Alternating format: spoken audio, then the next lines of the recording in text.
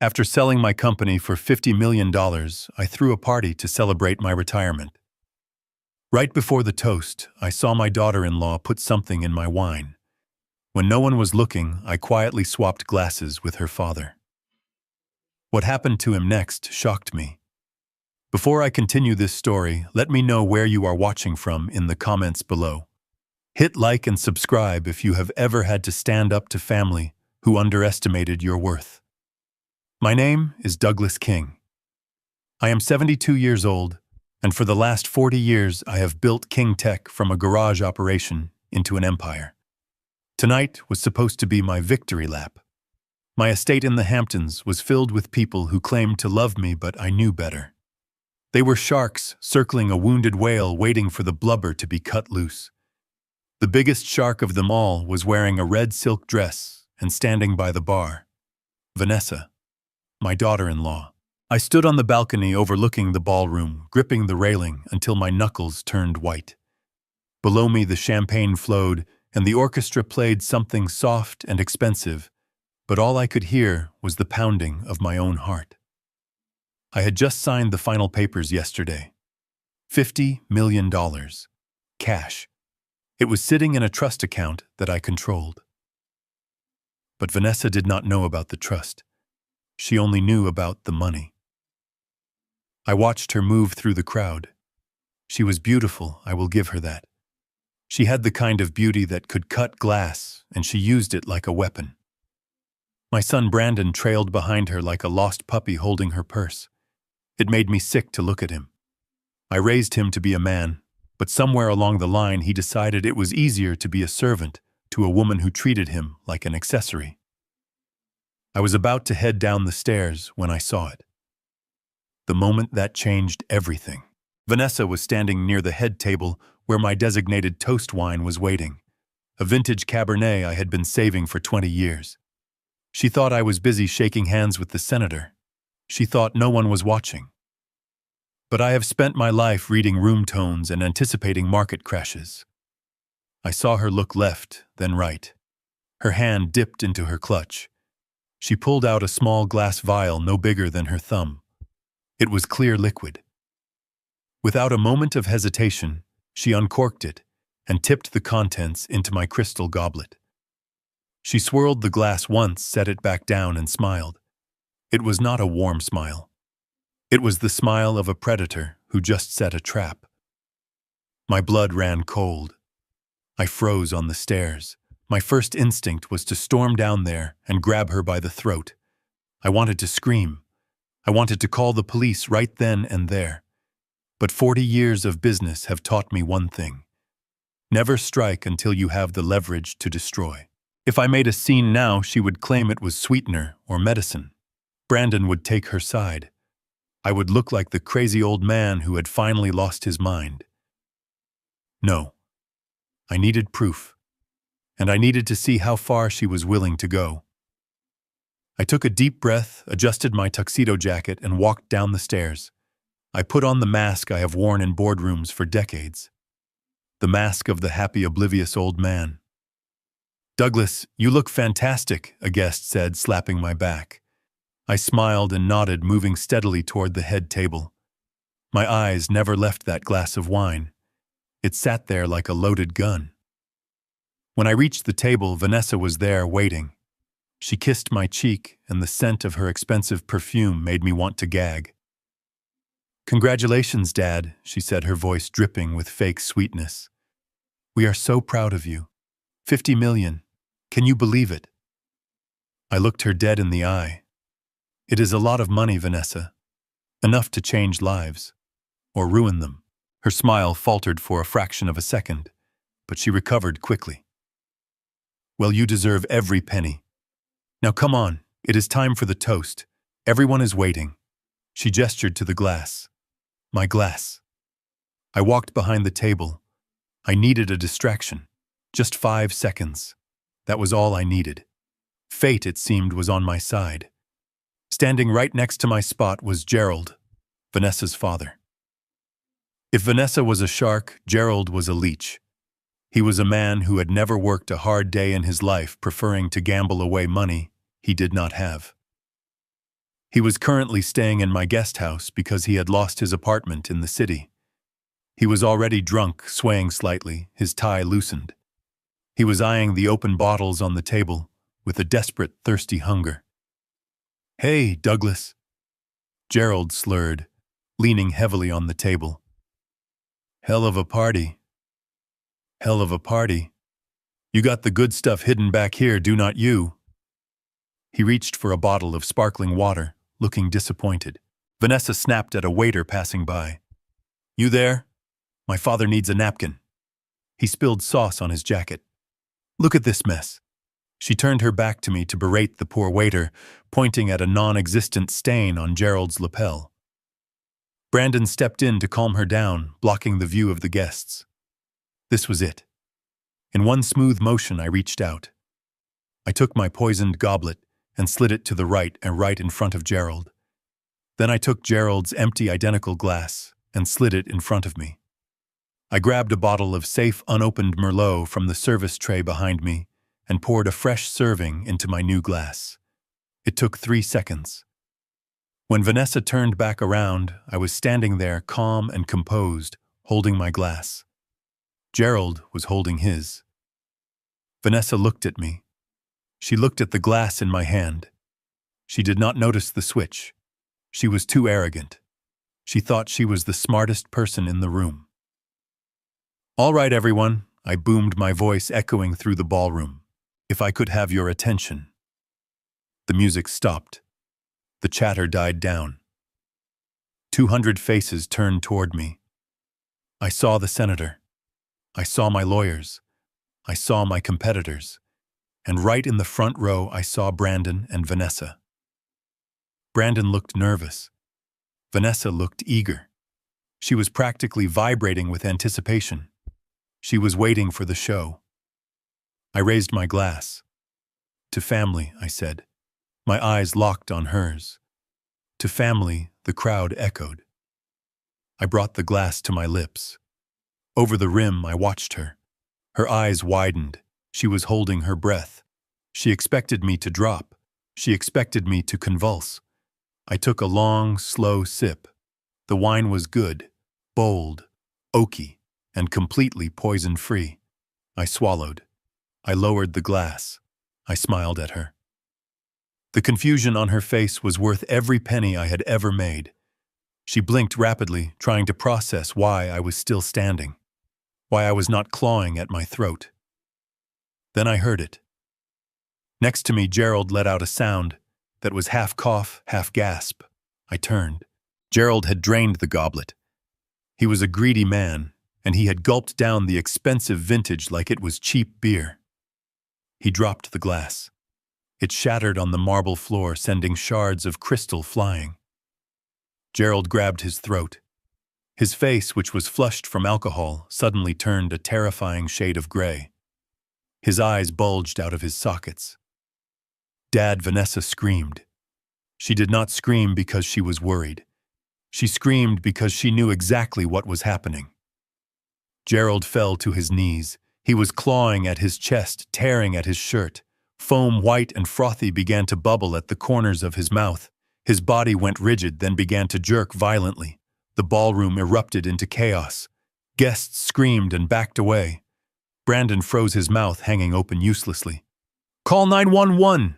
I shouted, pointing at my head of security.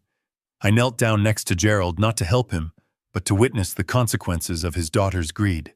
He was convulsing on the floor, his heels drumming a frantic rhythm against the cold stone. He looked at me with terrified, pleading eyes. He could not breathe. His airway was closing up. Vanessa threw herself onto the floor next to him, but she did not start CPR. She did not check his pulse. She reached for the broken stem of the glass on the floor. She was trying to hide the evidence. I saw her hand close around the jagged crystal base, the one that still had a few drops of the poisoned wine in it. She was going to pocket it or throw it away. I grabbed her wrist. Her head snapped up. Her eyes were wild, full of panic and hate. "Let go of me," she hissed.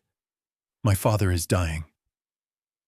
"Leave the glass, Vanessa," I said, my voice low and dangerous so only she could hear. You old bastard, let go. She tried to wrench her hand away, scratching my arm with her manicured nails. But I did not build a business empire by being weak physically or mentally. I squeezed harder until she gasped and dropped the glass shard. Sullivan. I barked without looking away from her. My lawyer Sullivan appeared out of the crowd instantly. He was a man who slept in a suit and knew where all the bodies were buried.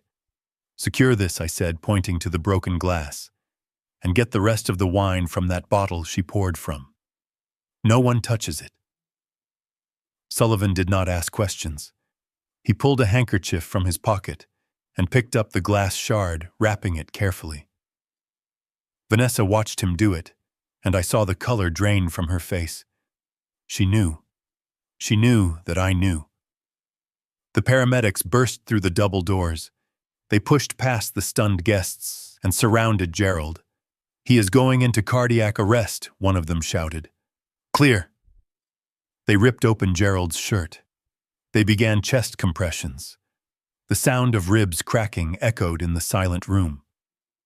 Vanessa stood up, trembling. She turned to Brandon, who finally snapped out of his trance and ran to her side. "It is okay, baby," Brandon stammered, hugging her. "He is going to be okay. It is just a heart attack. He drinks too much." We knew this could happen. Vanessa buried her face in Brandon's chest, but she was not crying. I could see her eyes over his shoulder. They were dry. They were cold. And they were fixed on me. She was not sad that her father was dying. She was terrified because her plan had failed. And worse, she was furious that I was the one still standing. They loaded Gerald onto the stretcher. He was unconscious now, an oxygen mask strapped to his face. "I am going with him," Vanessa announced. "Brandon, bring the car." She started to follow the stretcher, but she stopped as she passed me. She leaned in close. "This is not over," she whispered. "You think you are clever, Douglas, but you are just a lucky old man. You should have drunk that wine." I looked at her and brushed a speck of dust off my lapel. "And you should have remembered who pays for the roof over your head, Vanessa. Get out of my sight." She stormed out, following the paramedics. The sirens wailed outside, fading into the distance. The party was over. The guests were whispering, glancing at me with a mix of pity and suspicion. They thought they had just witnessed a tragedy. They did not know they had just witnessed an attempted murder. I turned to Sullivan, who was standing quietly by my side, holding the evidence. "Get the car, Sullivan," I said. "We are going to the hospital," Sullivan asked. "Yes," I replied, "but not to visit. I want that glass tested immediately. I want a full toxicology report. And Sullivan, cancel Brandon's credit cards, all of them." Sullivan raised an eyebrow, but a small smile played on his lips. "Consider it done, sir." I looked down at the spot where Gerald had collapsed. There was a stain of red wine on the white marble. It looked like blood. I had survived the first strike, but I knew this was just the opening move. Vanessa was desperate now, and a desperate enemy is the most dangerous kind. She would not stop. She would try to turn this around. She would try to make me the villain. Let her try. I walked out of the ballroom, leaving the whispers and the shattered glass behind me. I was Douglas King. I had fought unions, lawsuits, and hostile takeovers.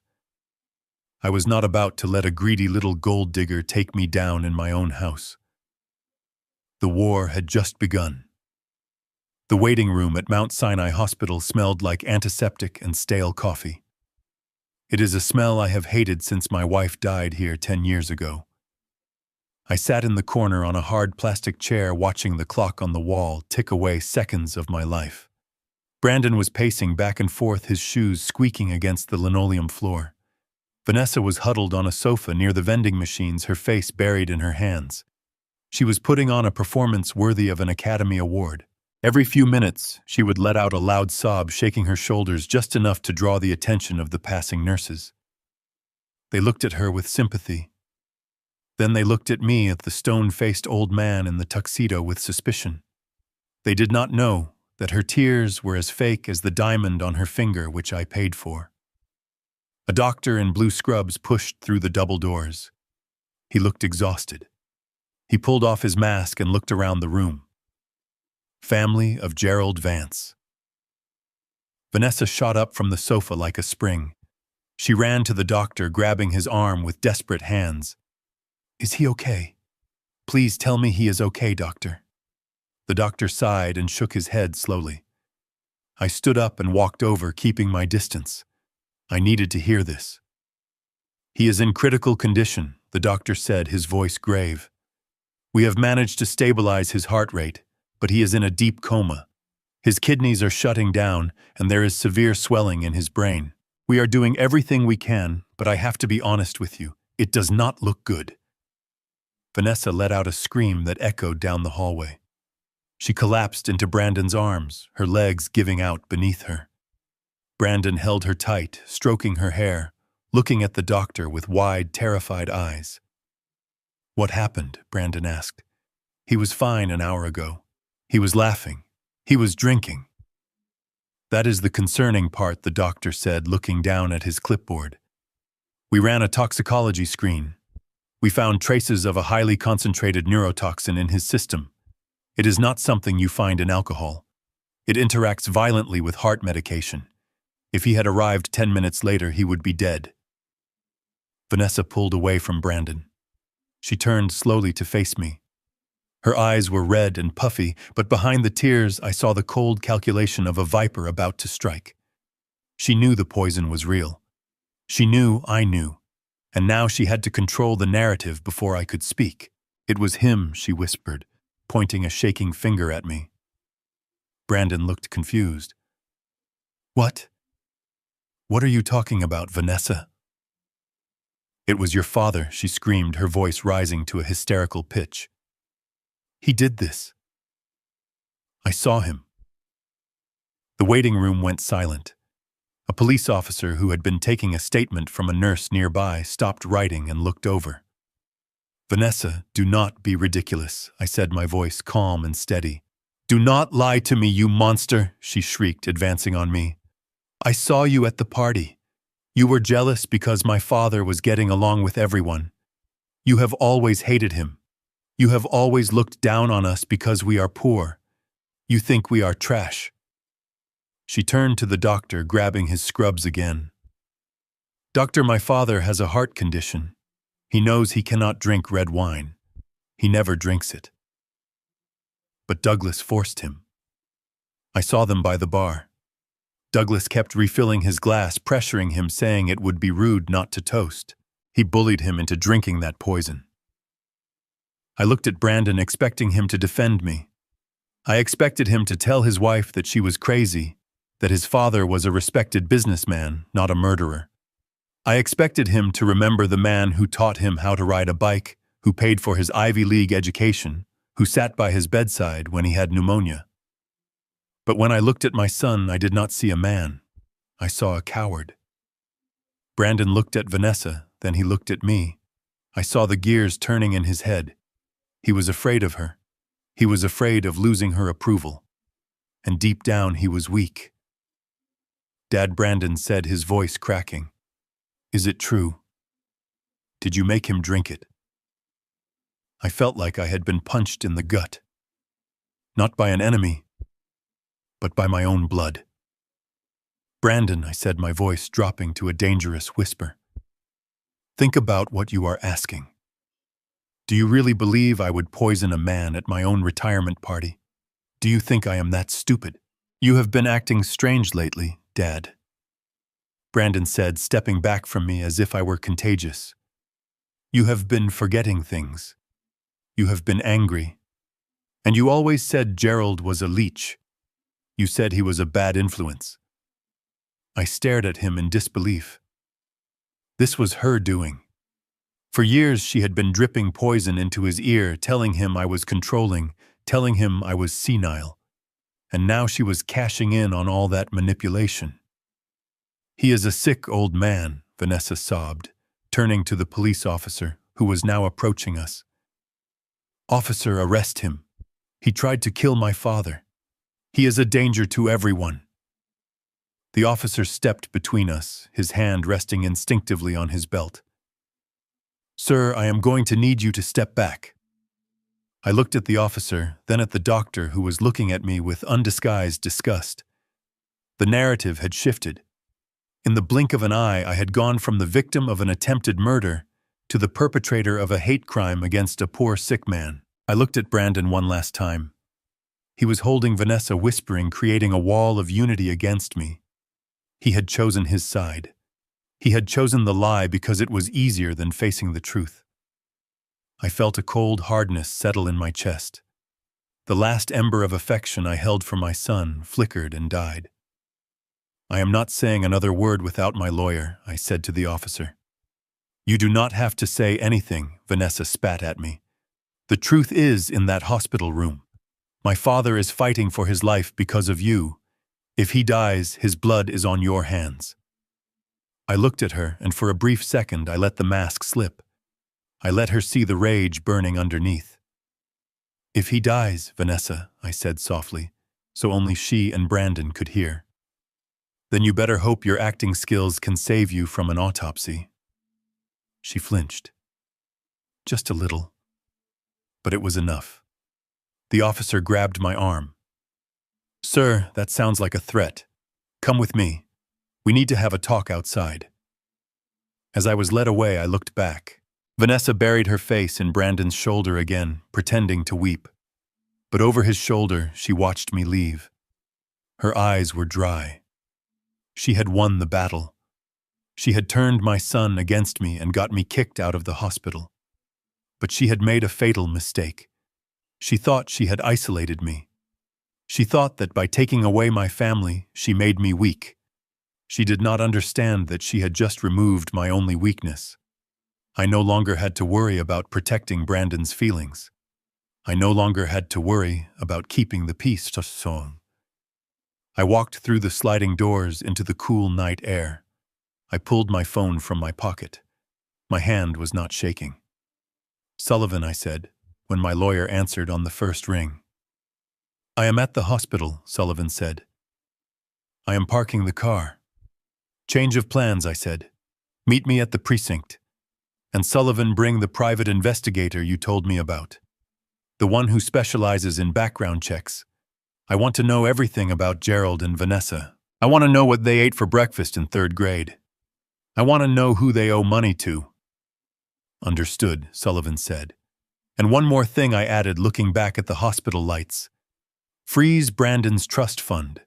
Not just the credit cards. Everything. The mortgage, the car payments, the country club membership. Cut it all off.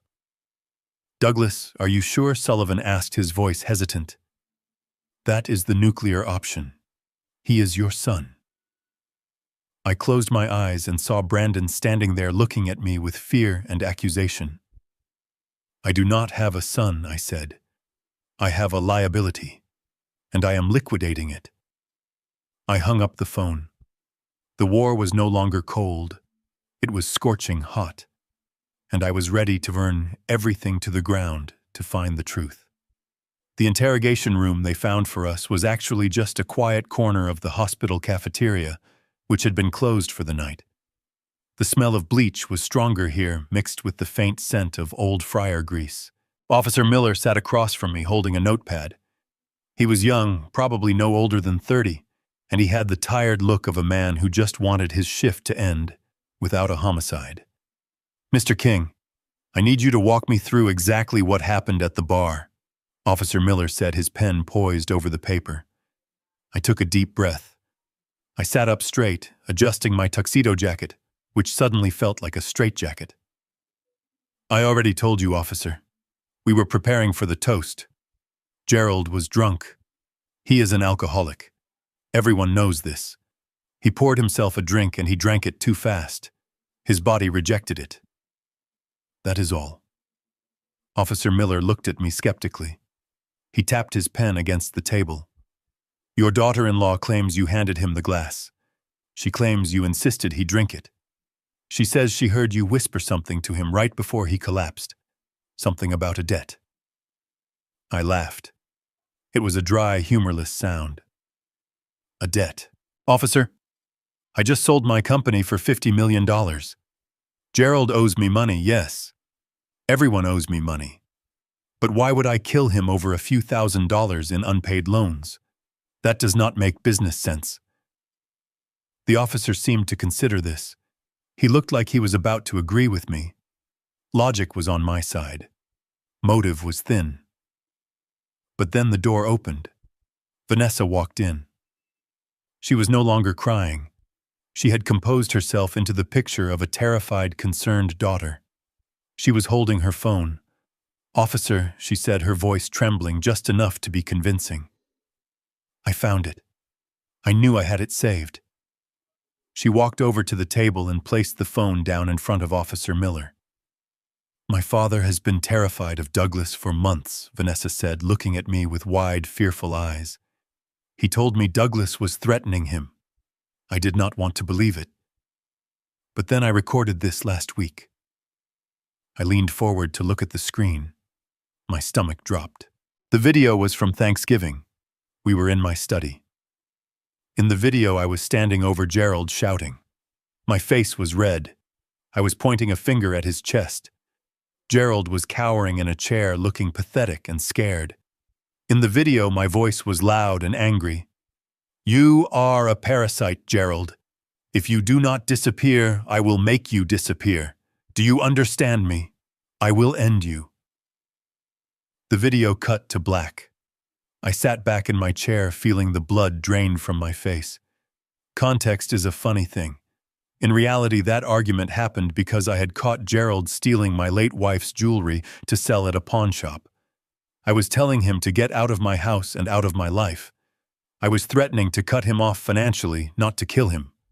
But on that small screen in that sterile hospital cafeteria, I just looked like a violent, unhinged bully threatening a frail old man. Officer Miller looked up from the phone. The sympathy was gone from his eyes. It was replaced by cold, professional suspicion. "Mr. King, do you deny that is you in the video?" I looked at Vanessa. She was biting her lip, pretending to be brave. But in her eyes, I saw a glimmer of triumph. She had been saving that video. She had been waiting for the perfect moment to use it. "No," I said quietly. "That is me. But you are missing the context." "I do not think context changes a death threat," Mr. King, Officer Miller said, standing up. He clipped his pen onto his notebook. "Based on the witness testimony from the victim's daughter, and this video evidence showing a history of hostility and threats of violence, I am issuing an emergency protective order." What I asked, standing up. "You cannot be serious." "Sit down, sir." The officer barked, his hand resting on his taser. I sat down slowly. My hands clenched into fists under the table. "This order is temporary pending a formal hearing." Officer Miller continued reciting the legal jargon that was tightening the noose around my neck. "But effective immediately, you are to stay at least 500 feet away from Gerald Vance and his immediate family. That includes his daughter Vanessa and anyone currently in her company." I looked at Brandon, who was standing in the doorway behind Vanessa. He looked at his shoes, unable to meet my gaze. "Does that include my son?" I asked. "If he is with his wife, then yes," the officer said. "You are to leave this hospital immediately. If you violate this order, you will be arrested. Do you understand?" I understood perfectly. It was a masterstroke. Vanessa had not just accused me. She had legally severed me from the situation. She had ensured that while Gerald lay in a coma unable to speak, she was the only voice the doctors and the police would hear. She could spin any story she wanted. She could tamper with any evidence she wanted. And I was legally prohibited from stopping her. I looked at Vanessa one last time. "You are playing a dangerous game," I said, my voice low and steady. "And you are losing it," she replied. "Now get out, before I ask the officer to put you in handcuffs." I stood up. I buttoned my jacket. I refused to look like a defeated man. I nodded to the officer.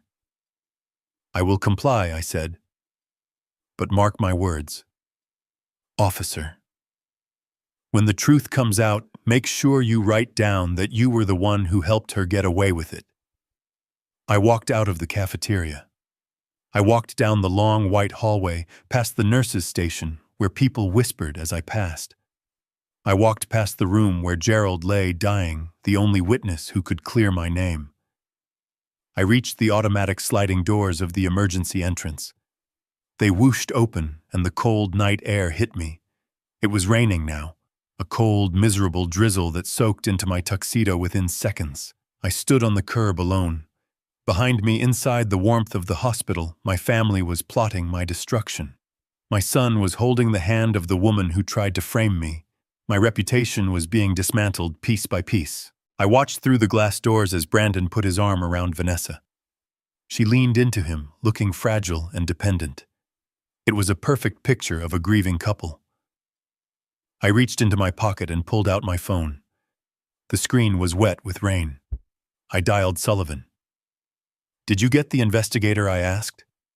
"He is on his way," Sullivan answered. "Where are you?" "I am on the curb," I said, watching the hospital security guard who was now standing by the door, making sure I did not try to re-enter. "I have been kicked out. Restraining order." There was a silence on the line. Then Sullivan spoke, his voice low. "That means they are scared, Douglas. They are trying to hawken you out because they know you are close to seeing something you shouldn't." I turned my back on the hospital. I looked out at the dark, wet parking lot. "I am not just close, Sullivan. I am going to tear their lives apart. I want you to find out everything about Gerald's medical history. I want to know every doctor he has seen in the last 10 years. And Sullivan, get the car around. I am done playing defense." I hung up. The rain dripped from my nose, but I did not wipe it away. Let it rain.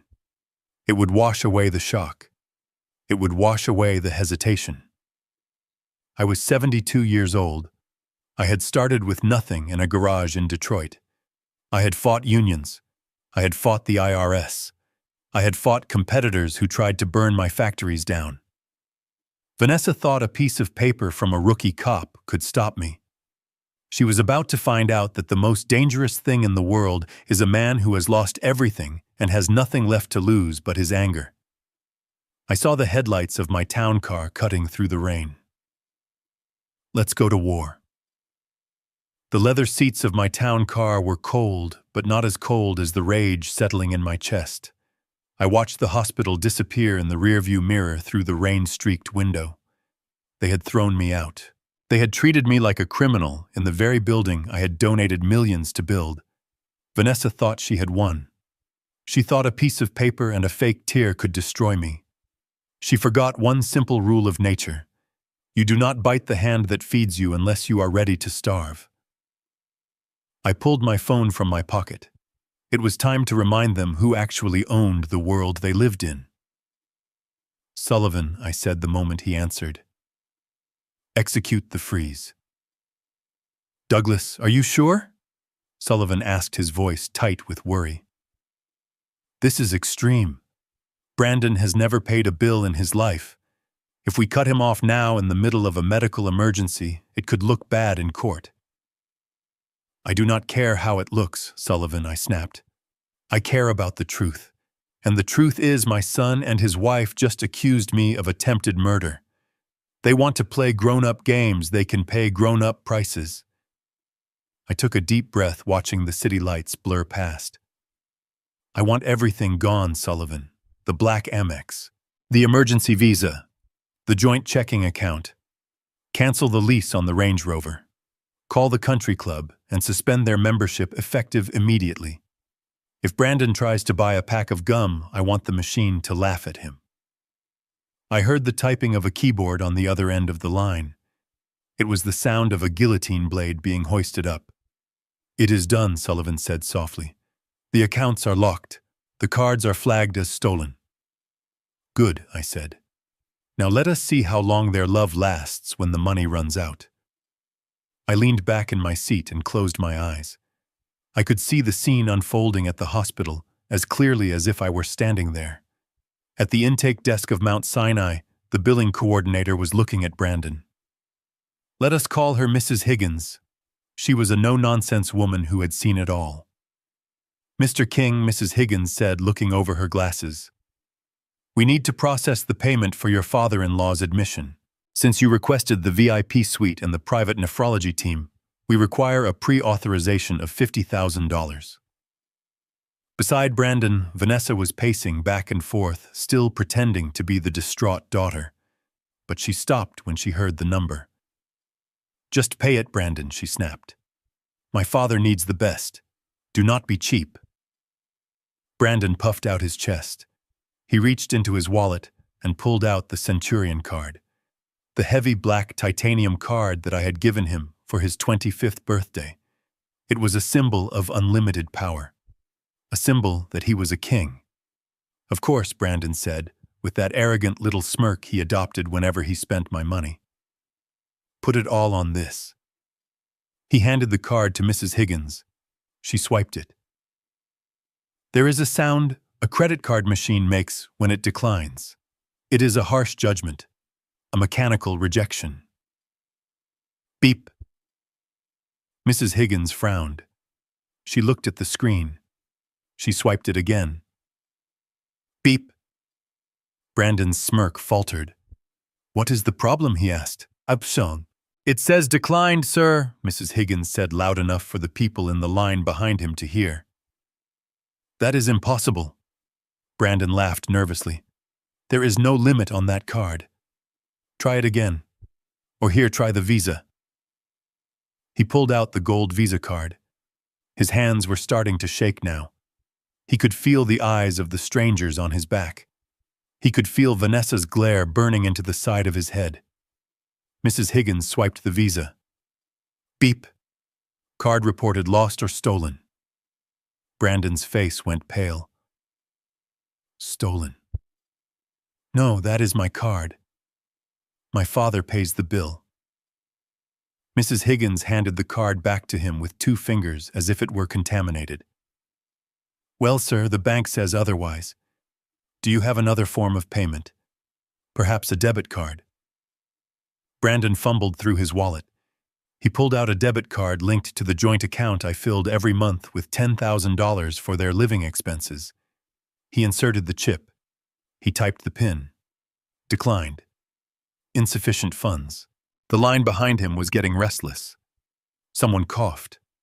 Someone else muttered, "Hurry up." Vanessa stepped in, snatching the wallet from his hands. You are useless, Brandon. Let me do it. She pulled out her own card. The platinum supplementary card attached to my account. She threw it on the counter like a queen throwing a coin to a beggar. Run this one, she commanded. Mrs. Higgins didn't even blink. She swiped it. Beep. Vanessa froze. She looked at the machine, then at Brandon, then at the clerk. Call the bank, she hissed at Brandon. Call your father. This is a mistake. I cannot call him, Brandon whispered, his voice trembling with panic. We just got a restraining order against him, Vanessa. If I call him, I go to jail. And that was the moment. That was the moment the reality of what they had done crashed down on them. They had built a fortress to keep me out, but they forgot that I was the one paying for the bricks. Sir Mrs. Higgins said, her voice icy now. If you cannot provide a valid form of payment, we cannot move the patient to the VIP suite. We will have to transfer him to the general ward. And I will need you to step aside so I can help the next paying customer. Brandon stood there holding a handful of useless plastic. He looked small. He looked pathetic. For the first time in his life, he was facing the world without my shield. Vanessa turned on him. Her mask of grief slipped, completely revealing the ugly greed underneath. Fix this, Brandon, she shrieked, not caring who heard. Fix this now, or so help me God. I opened my eyes in the back of the town car. A small, cold smile touched my lips. Welcome to the real world, son, I whispered to the rain. I hope you enjoyed your stay at the Hotel King, because checkout time was 5 minutes ago. Now, Sullivan, I said into the phone. Take me to the office. I have a forensic accountant to meet. If they want to fight about money, let us find out exactly where all of theirs has been going. My office at King Tech was supposed to be my sanctuary. It was a fortress of glass and steel on the 45th floor where I had built my empire. But as I sat there staring at the rain-lashed city below, I realized that even this fortress was not safe. Sullivan was sitting across from me organizing files, but the silence was heavy. It was the calm before the storm. And then the storm broke. My phone rang. It was not a normal ring.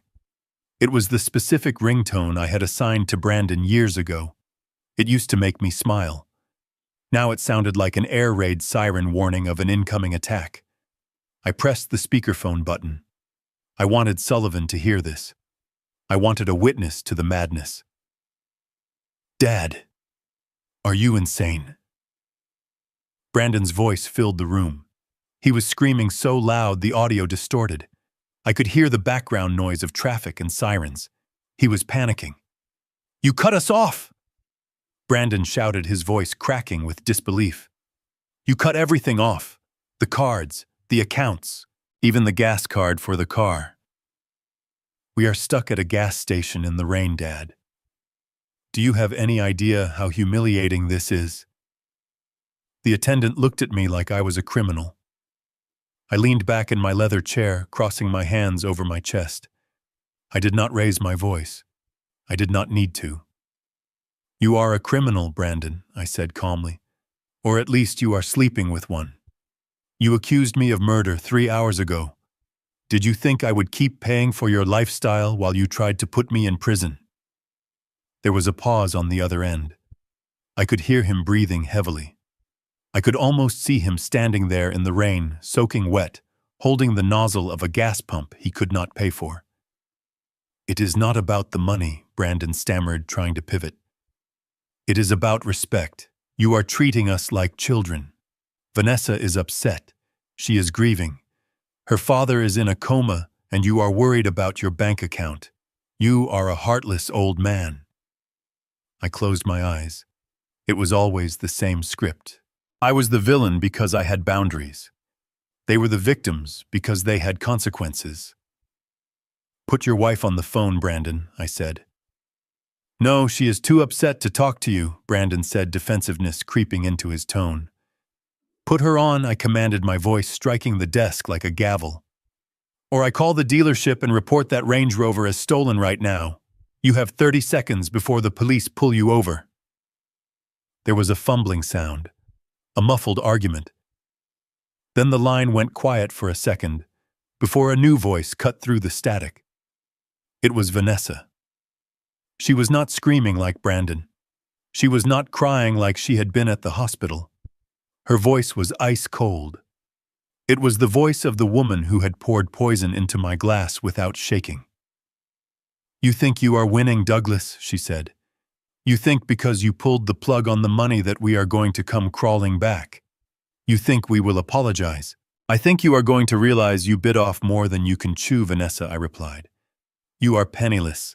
You are homeless because I am changing the locks on the guest house tonight.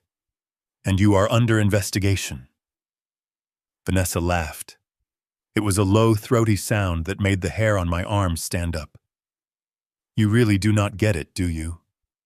You think money is power. But you are wrong. Information is power. And right now I hold all the cards." "What are you talking about?" I asked, signaling Sullivan to start recording the call. "I am talking about my father," she said. "Gerald. You know the man you poisoned." "I did not poison him, Vanessa. We both know that." "It does not matter what we know," she interrupted sharply. "It matters what the court thinks. And guess what, Douglas? Before my father went into that coma, he signed a very interesting document. A durable power of attorney." I froze. Sullivan looked up from his files, his eyes wide. "That is right," Vanessa continued, her voice dripping with venom. "I am his legal guardian. I make his medical decisions. I control his legal affairs. And as his legal representative, I am preparing to file a civil lawsuit against you for elder abuse, attempted murder, and emotional distress." I gripped the edge of my desk. A civil suit. The burden of proof was lower than a criminal case, and the publicity would be catastrophic. You have no proof, I said, trying to keep my voice steady. I do not need proof to destroy your reputation, she hissed. Imagine the headlines, Douglas, the billionaire tycoon who poisoned his poor sick-in-law because he was a burden. Imagine the protests outside your house. Imagine the shareholders of the company you just sold panicking and suing you for breach of morality clauses. I will tie up your $50 million in court for the next 10 years. You will die before you see a penny of it. I stayed silent. She had done her homework. She knew exactly where to hit me. She was threatening my legacy. So here is the deal, Vanessa said, her tone shifting to business-like precision. You are going to reactivate the accounts. You are going to transfer $5 million into an offshore account for my pain and suffering. And you are going to sign over the deed to the Hamptons house. And if I refuse, I asked. Then I pull the plug on my father, she said. The room went deadly silent. What did you say? I whispered. You heard me, she said. As his medical proxy, I can decide when to stop life support. If he dies, Douglas, it becomes a murder investigation. And with the restraining order and the video I have of you threatening him, you will be charged. I will sacrifice him to take you down. Do not test me. She hung up. The dial tone hummed in the empty office. I sat there staring at the phone. My hand was shaking. Not from fear, but from pure, unadulterated shock. She had just threatened to kill her own father to frame me for murder. She was not just a gold digger. She was a psychopath. Sullivan stood up slowly. He looked pale. Did you get that? He asked. I nodded. That was blackmail, Douglas, Sullivan said, pacing the room. But it is also a legitimate threat. She has the power of attorney. If she takes Gerald off life support before he wakes up and clears your name, you are in serious trouble. The optics alone will bury you. I stood up and walked to the window. The rain was hammering against the glass. I looked down at the city lights, thinking about the woman who had just declared war on my soul. She thinks she has checkmated me, I said quietly. She thinks because she is willing to let him die, she has the upper hand. Douglas, we need to settle, Sullivan said. We cannot risk a murder charge. Give her the money. I turned around. I looked at Sullivan, the man who had been by my side for 30 years. No, I said. Douglas, be reasonable. I am done being reasonable, I snapped. She wants a war. She wants to use the legal system as a weapon. Fine. But she forgot one thing. She is not the only one who can dig up dirt. I walked back to my desk and picked up the file the private investigator had just dropped off before the call. It was thin.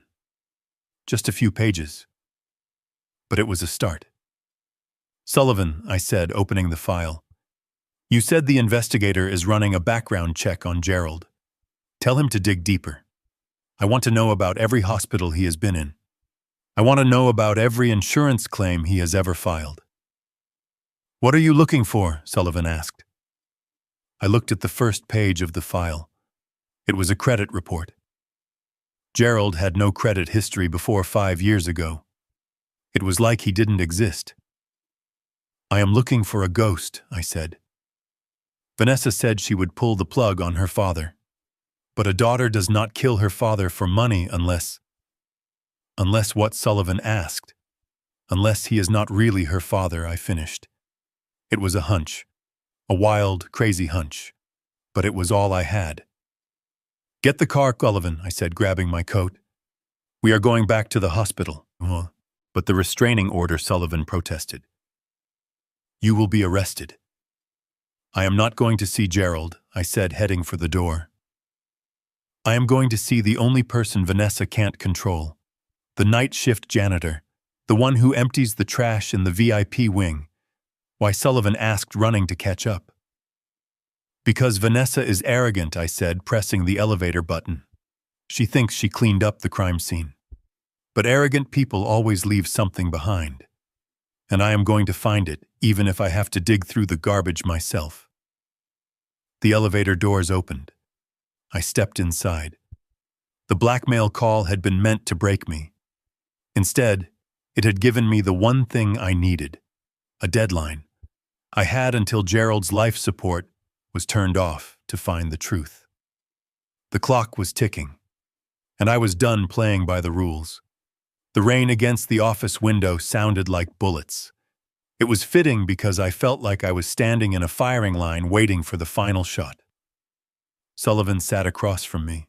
He had not said a word since we returned from the hospital. On the mahogany desk between us sat a single manila envelope. It looked innocent enough. It was just paper. But I knew that what was inside that envelope would either save my life or confirm that my family was truly made of monsters.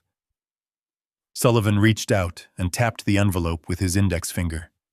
His face was gray. I have known Sullivan for 30 years. I have seen him handle bankruptcy hearings, hostile takeovers, and federal investigations without blinking. But tonight, he looked terrified. "Douglas," he said, his voice barely a whisper, "you need to prepare yourself. What we found in that glass, it is not what we thought." I stared at the envelope. "Open it, Sullivan." He slid the papers out. They were covered in medical jargon, chemical formulas, and red stamps that said confidential. "We sent the sample to a private lab in the city," Sullivan explained, "one that specializes in industrial espionage and chemical warfare. They ran a full spectrum analysis, and I asked, leaning forward, was it arsenic, cyanide, rat poison?" Sullivan shook his head slowly. "No, Douglas. Those things kill you. They stop your heart or shut down your lungs. If Vanessa wanted you dead, she would have used something simple. But she did not want you dead."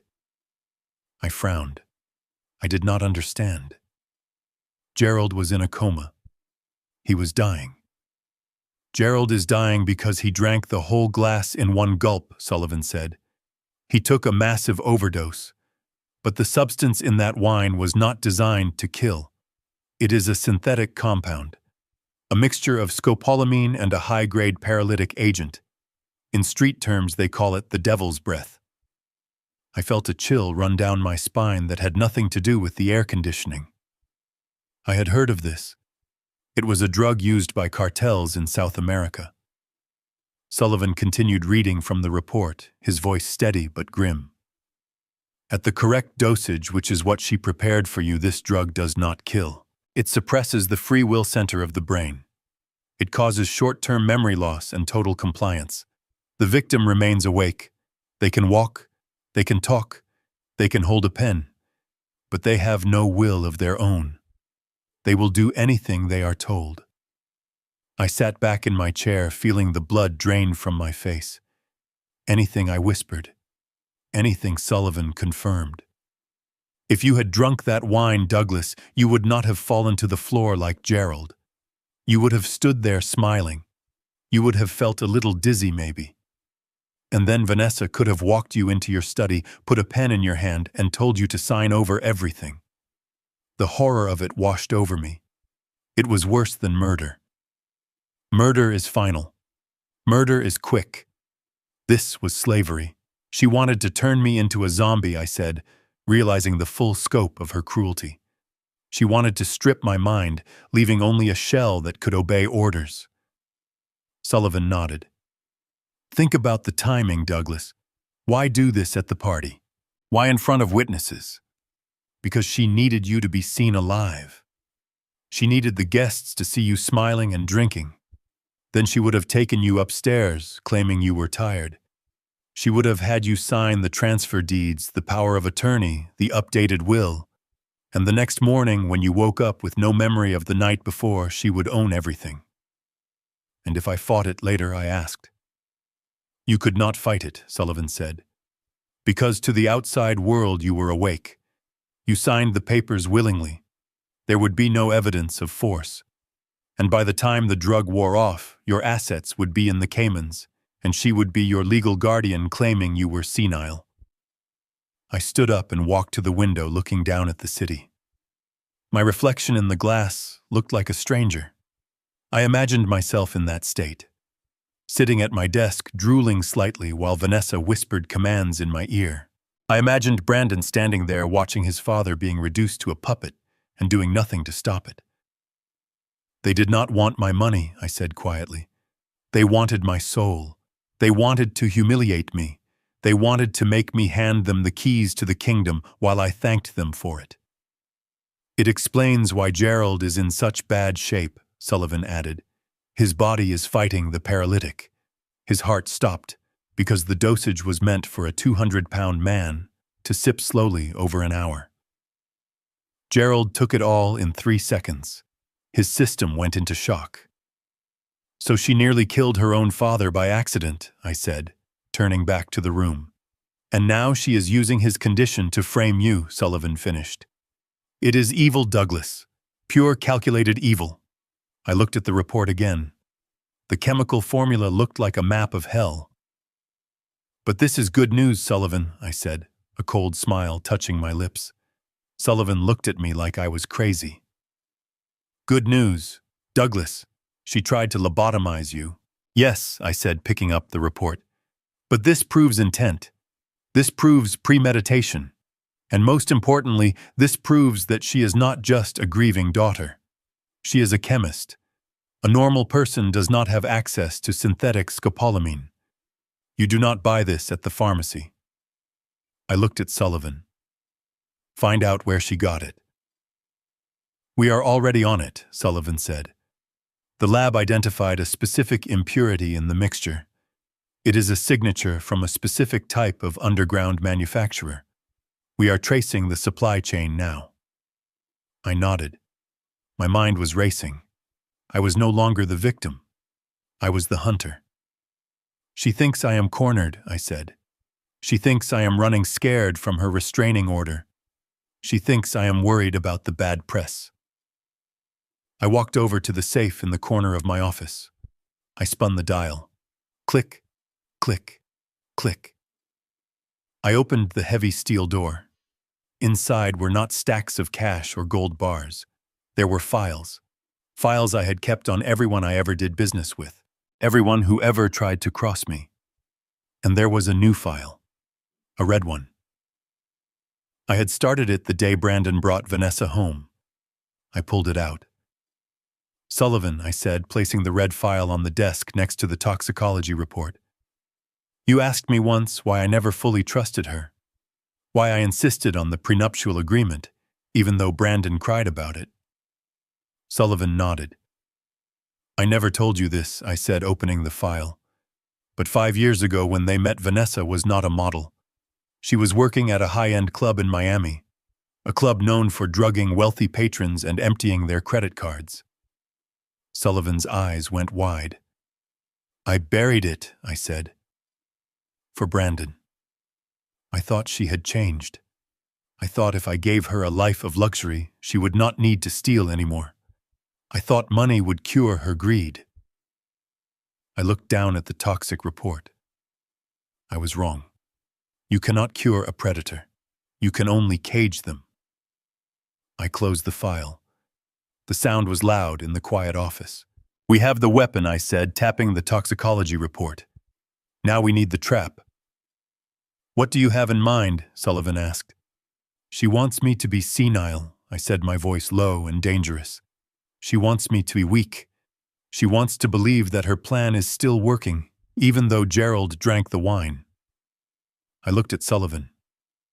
I am going to give her exactly what she wants. I am going to call Brandon tomorrow. I am going to sound confused. I am going to apologize. I am going to tell them that I am forgetting things, that I am scared. Sullivan frowned. You are going to fake dementia. I am going to invite the wolf into the henhouse, I said. And when she steps inside thinking she is about to feast, I am going to be waiting behind the door with this report in one hand and a pair of handcuffs in the other. But first, I need to make sure she feels safe. Unlock the account, Sullivan. Sullivan gasped. Douglas, are you sure? Unlock them, I commanded. Reactivate the credit cards. Transfer $10,000 into their joint account. Send a flower arrangement to the hospital with a note apologizing for the misunderstanding. Sullivan typed on his laptop, shaking his head in disbelief. You are baiting the hook, he said. I am not just baiting it, I said, staring at the rain. I am covering it in gold. She is greedy, Sullivan, and greed makes people blind. When she sees that money hit the account, she will not think it is a trap. She will think she won. She will think her blackmail worked, and that arrogance will be her downfall. I walked back to the window. The city lights below looked like diamonds scattered on black velvet. Enjoy the money, Vanessa. I whispered to the reflection in the glass. Buy yourself something nice, because it is the last thing you will ever buy as a free woman. The game had changed. It was no longer about defense. It was about total annihilation. And I was ready to play my part. The confused old man, the helpless victim. I would give the performance of a lifetime, and the curtain call would be her reading her rights in the back of a police car. The toxicology report sat on my desk like a loaded gun. It was the only weapon I needed to send Vanessa to prison for 20 years. But as I looked at the chemical breakdown of the devil's breath, I realized that prison was too good for her. If I went to the police now, they would arrest her. Brandon would play the victim.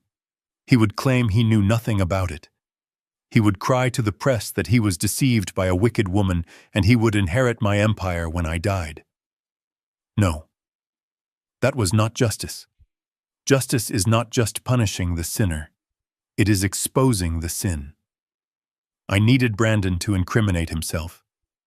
I needed him to look me in the eye and choose greed over his own father. I needed to know if my son was just a fool or if he was a monster like his wife. I looked at Sullivan. Do not call the police yet, I said, sliding the report into my desk drawer. Sullivan looked at me like I had lost my mind. Douglas, this is attempted murder. We have the evidence. Why are we waiting? Because I want to catch them in the act, I said, standing up. I want them to think they have won. I want them to come here thinking they are about to strip a senile old man of his dignity. And when they are comfortable, when they are arrogant, that is when I will strike.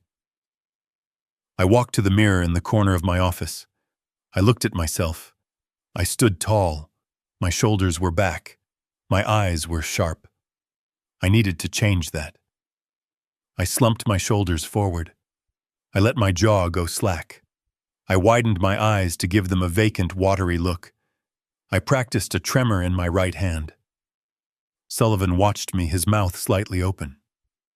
You are terrifying, Douglas, he whispered. I am adapting, I replied, dropping the act for a second. Now, Sullivan, get the recording equipment ready in the library. Hidden cameras, microphones. I want every word recorded. I want the jury to see their faces when they try to force me to sign. I picked up my phone. It was time to give the performance of a lifetime. I dialed Brandon's number. I waited. 1 ring, 2 rings. They were probably debating whether to answer. They were probably wondering if I was calling to threaten them again. The line clicked open. What do you want, Dad? Brandon asked. His voice was guarded, but I could hear the hesitation. He had seen the money hit his account. $10,000. It was a lot of money to ignore. Brandon, I said. My voice was not the voice of the CEO of King Tech. It was weak. It was trembling. It sounded like gravel grinding against glass. Brandon, I am so confused, son. I do not know what is happening to me. There was silence on the other end. Then I heard a muffled whisper. It was Vanessa. Put it on speaker, she hissed. I closed my eyes and leaned into the role. I was sitting here in the dark. Brandon, I continued, letting a sob catch in my throat. And I started thinking about the party, and I cannot remember it clearly. Everything is foggy. Did I really give Gerald that wine? Brandon's voice came back softer this time. Yes, Dad. You did. You handed it to him. We all saw it. I must be sick, Brandon, I cried. I must be losing my mind. The doctor said my blood pressure medicine might cause hallucinations, but I never thought it would be this bad. I am scared, son. I am all alone in this big house, and I do not know what is real anymore. I paused. I let the silence hang there. I was baiting the hook. I was giving them exactly what they wanted. A confession, a weakness, a reason to believe that the poison was my fault, not theirs. I saw the bank notification, Brandon said. You unlocked the accounts. Yes, I said quickly. Yes, of course. I do not want you to suffer because I am not well. I just want my family. I just want to fix this. Please, Brandon. Can you come over? Can you bring Vanessa? I want to apologize. I want to make things right before I get worse. I heard them whispering again. Vanessa was excited. I could tell.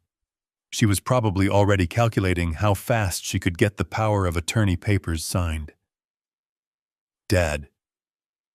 We have the restraining order, Brandon said. If we come over, we could get arrested. I will tell the security to let you in. I promised, my voice pleading. I will tell them it is a medical emergency. I need you, Brandon. I cannot find my checkbook.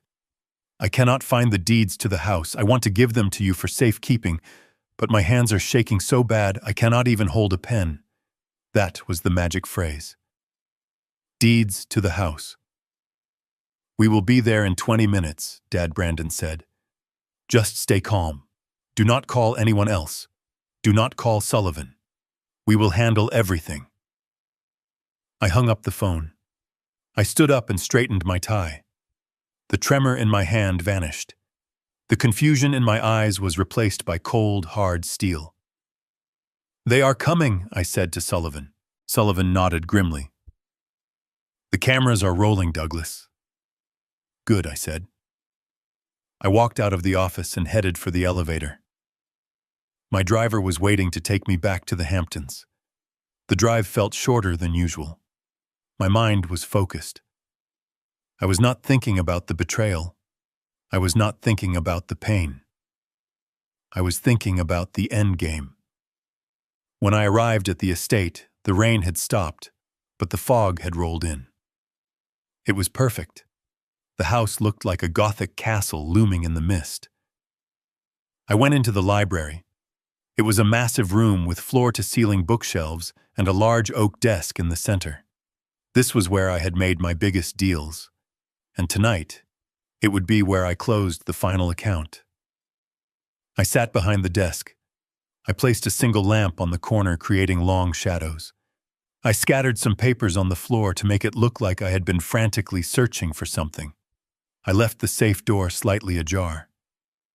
Then I sat down and waited. I checked the hidden camera in the bookshelf.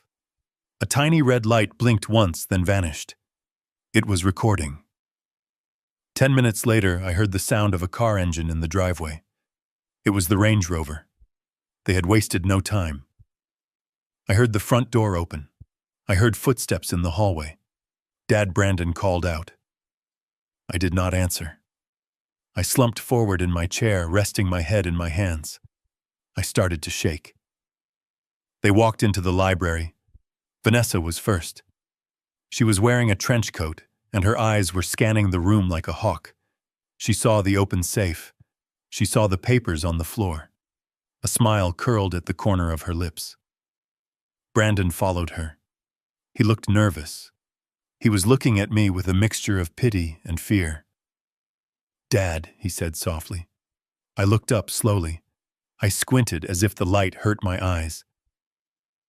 Brandon, I whispered. Is that you? Yes, Dad, it is me, Brandon said, approaching the desk. And Vanessa is here too. I looked at Vanessa.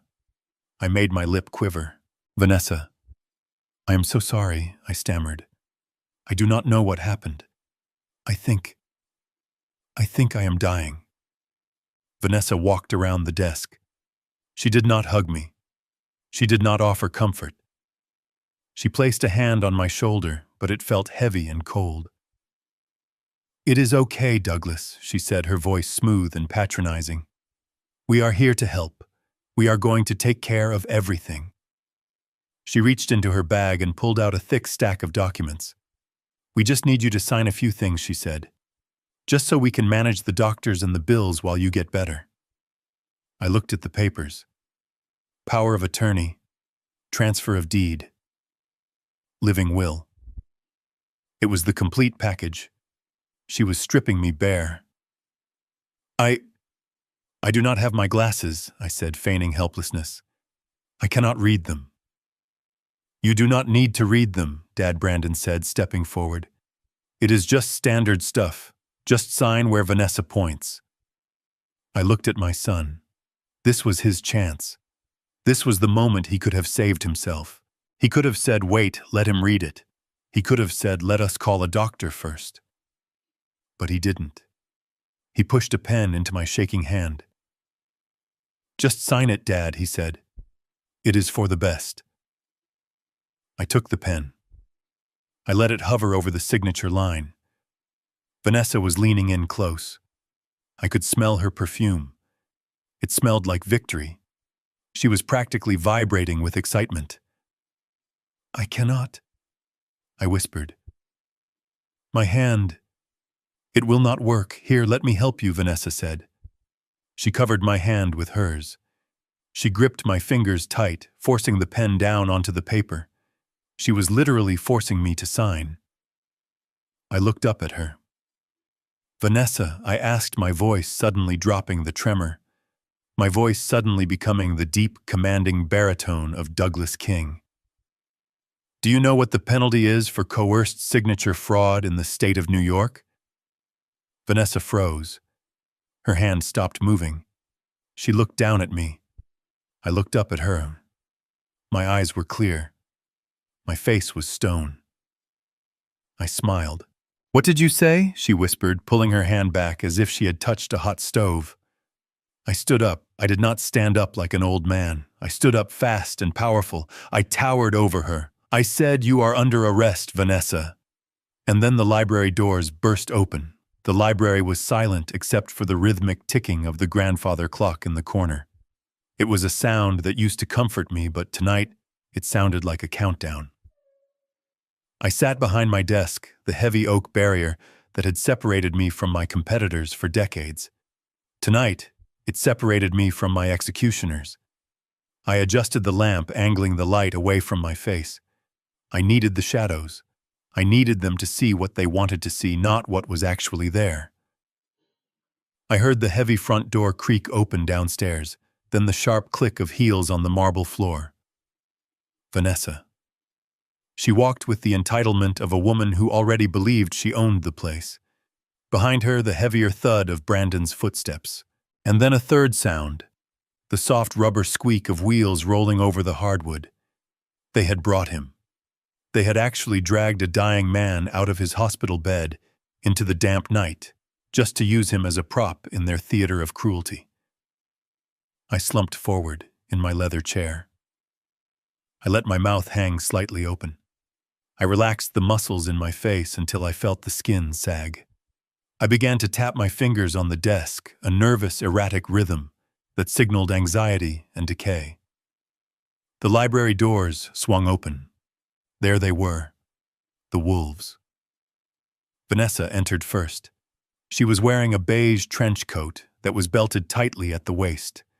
Her hair was perfect. Her makeup was flawless.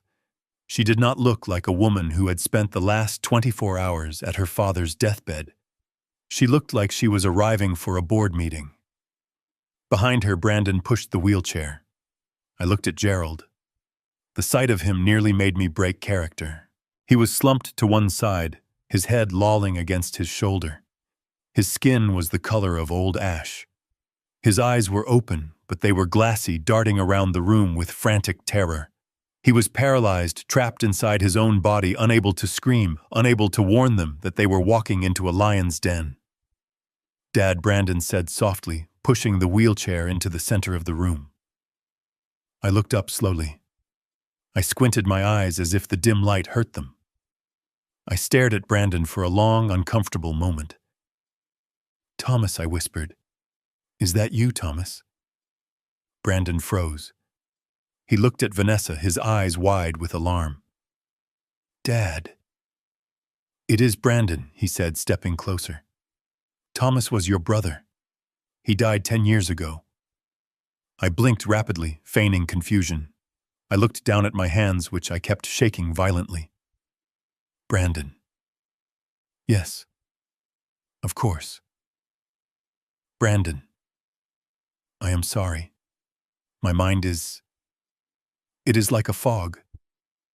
I thought Thomas was coming to help me with the accounts." I saw a small smile tug at the corner of Vanessa's lips. It was a predatory smile. My mistake had confirmed her theory. The drug or the stress or simply old age had finally broken me. She exchanged a look with Brandon. A look that said, "This is going to be easier than we thought." Vanessa walked toward the desk. She moved with deliberate slowness, like one would approach a frightened animal. "Hello, Douglas," she said, her voice dripping with fake honey. "We brought Dad. You wanted to see him, didn't you? You wanted to apologize." I looked at Gerald. I let my lower lip tremble. "Gerald."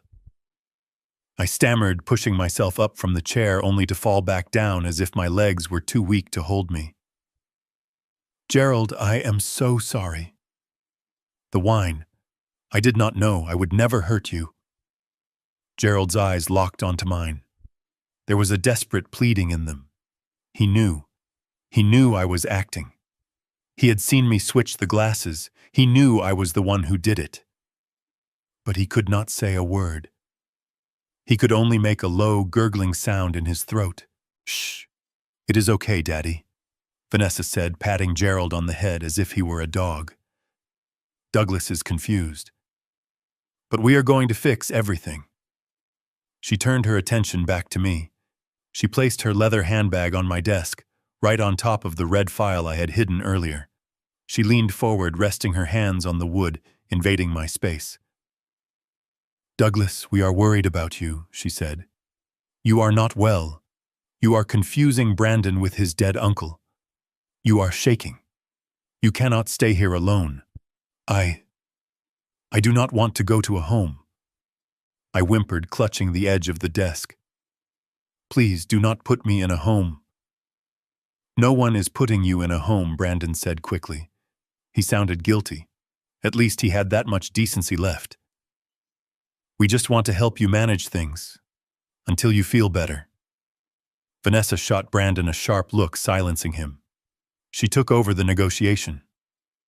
"Douglas, we need to secure your assets," she said. "If you are having memory lapses, you could make a mistake. You could lose everything.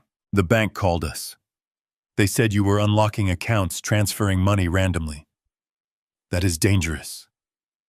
I nodded enthusiastically, my head bobbing like a marionette. I know. I tried to send money to someone, but I forgot who. I am so scared, Vanessa. I worked so hard for this money. I do not want to lose it." "You won't lose it," she promised, unlocking her bag. "Not if you let us protect it." She pulled out a thick stack of documents. The paper made a heavy thud on the desk. I stared at the documents. I knew exactly what they were. I could see the words "durable power of attorney" and "irrevocable trust transfer" typed in bold letters at the top. What is this?" I asked, reaching out with a trembling hand. "It is just some paperwork to authorize Brandon to pay the bills," Vanessa lied smoothly, "and to make sure the doctors take care of Gerald."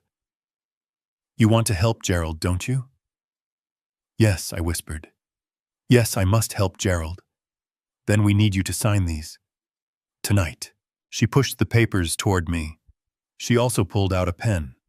It was a Mont Blanc. My Mont Blanc. The one I had given Brandon when he graduated college. She had taken it from him. She was using my own gift to sign my death warrant. I looked at Brandon. He was standing behind the wheelchair, gripping the handles so tight his knuckles were white. He was not looking at me. He was looking at the floor. "Brandon," I said, my voice cracking, "are you sure this is right?" He looked up. I saw the conflict in his eyes. For a second, I thought he might stop it. I thought he might say, "Dad, put the pen down." But then he looked at Vanessa. She raised an eyebrow. A silent command. "It is right, Dad." Brandon said, his voice hollow. "Just sign it." I let out a shaky breath. I took the pen. I held it awkwardly, letting it slip through my fingers once before gripping it. Vanessa was practically vibrating. She leaned in closer, her eyes glued to the signature line. She was so close I could see the pulse beating in her neck. She was tasting the $50 million. She was already mentally redecorating this library. I lowered the pen to the paper. The tip touched the line. "Wait," I said, suddenly pulling the pen back. Vanessa flinched. "What? What is it, Douglas?" I need water," I rasped. "My throat. It is so dry, I cannot focus." Vanessa let out an impatient sigh. She signaled to Brandon. "Get him some water, Brandon. Hurry up." Brandon rushed to the wet bar in the corner of the room. I watched him go. I watched Vanessa tap her nails on the desk. Tick, tick, tick. She looked at Gerald. "Don't worry, Daddy," she whispered to him, not caring that I could hear. "Once he signs this, we can get you a real doctor. Or maybe we will just make you comfortable. You have done your part." I felt a surge of cold rage in my chest. She just admitted it. She was going to let him die the moment the ink was dry. Brandon returned with a glass of water. His hands were shaking, almost as much as mine were pretending to. "Here, Dad," he said. I took the glass with two hands, making it rattle against my teeth as I drank. I spilled a little on my chin. I wiped it away with my sleeve, acting pathetic, acting broken. "Thank you, son," I whispered. I set the glass down. I picked up the pen again. "Okay," I said. "Show me where." "Right here," Vanessa said, pointing a manicured finger at the bottom of the page. "And here. And initial here." I leaned forward. I bent my head low over the desk. "I am sorry I forgot your name earlier," I mumbled to Brandon while looking at the paper. "It is okay, Dad," Brandon said. "And I am sorry for what I am about to do." I added, my voice suddenly dropping an octave, becoming steady and strong. What Brandon asked, confused. I stopped shaking. I dropped the pen. It rolled across the document and fell onto the floor. I sat back in my chair. I folded my hands on the desk. I looked up at Vanessa. The fog in my eyes was gone. The fear was gone. "I am sorry that I raised a son who would stand by and watch a vulture pick the bones of his living father." The room went deadly silent. The ticking clock seemed to stop. Vanessa froze. Her finger was still pointing at the signature line. She looked at my face. She looked at my steady hands. She looked at the clear, sharp intelligence in my eyes. And for the first time since she walked into my house, the color drained from her face. "Douglas," she whispered. I leaned forward, and the shadows fell away, revealing the wolf that had been waiting in the dark. "Hello, Vanessa. Did you really think I forgot who you were? I insisted we eat first. Before we went into the library to sign the papers, I told them I needed food. I told them my blood sugar was crashing and that my hands were shaking too much to hold a pen. It was a lie, of course. My hands were as steady as rocks beneath the mahogany table, but I needed this meal. I needed one last hour to look into my son's soul and see if there was anything left worth saving. The dining room was a cavern of shadows. I sat at the head of the table, the same spot I had occupied for 30 years. To my right sat Brandon. To my left, Vanessa. And at the far end of the table, like a macabre decoration, they had parked Gerald in his wheelchair. The atmosphere was suffocating. The air conditioning was humming, but the room felt hot with tension. The only sound was the clinking of silverware against fine china. The maid served the soup. It was lobster bisque. It was rich and creamy, and it was Brandon's favorite from when he was a child. I had ordered it specifically. I watched him. He did not even notice. He spooned the soup into his mouth mechanically, his eyes darting to his phone every 30 seconds. Vanessa was not eating at all. She was staring at me.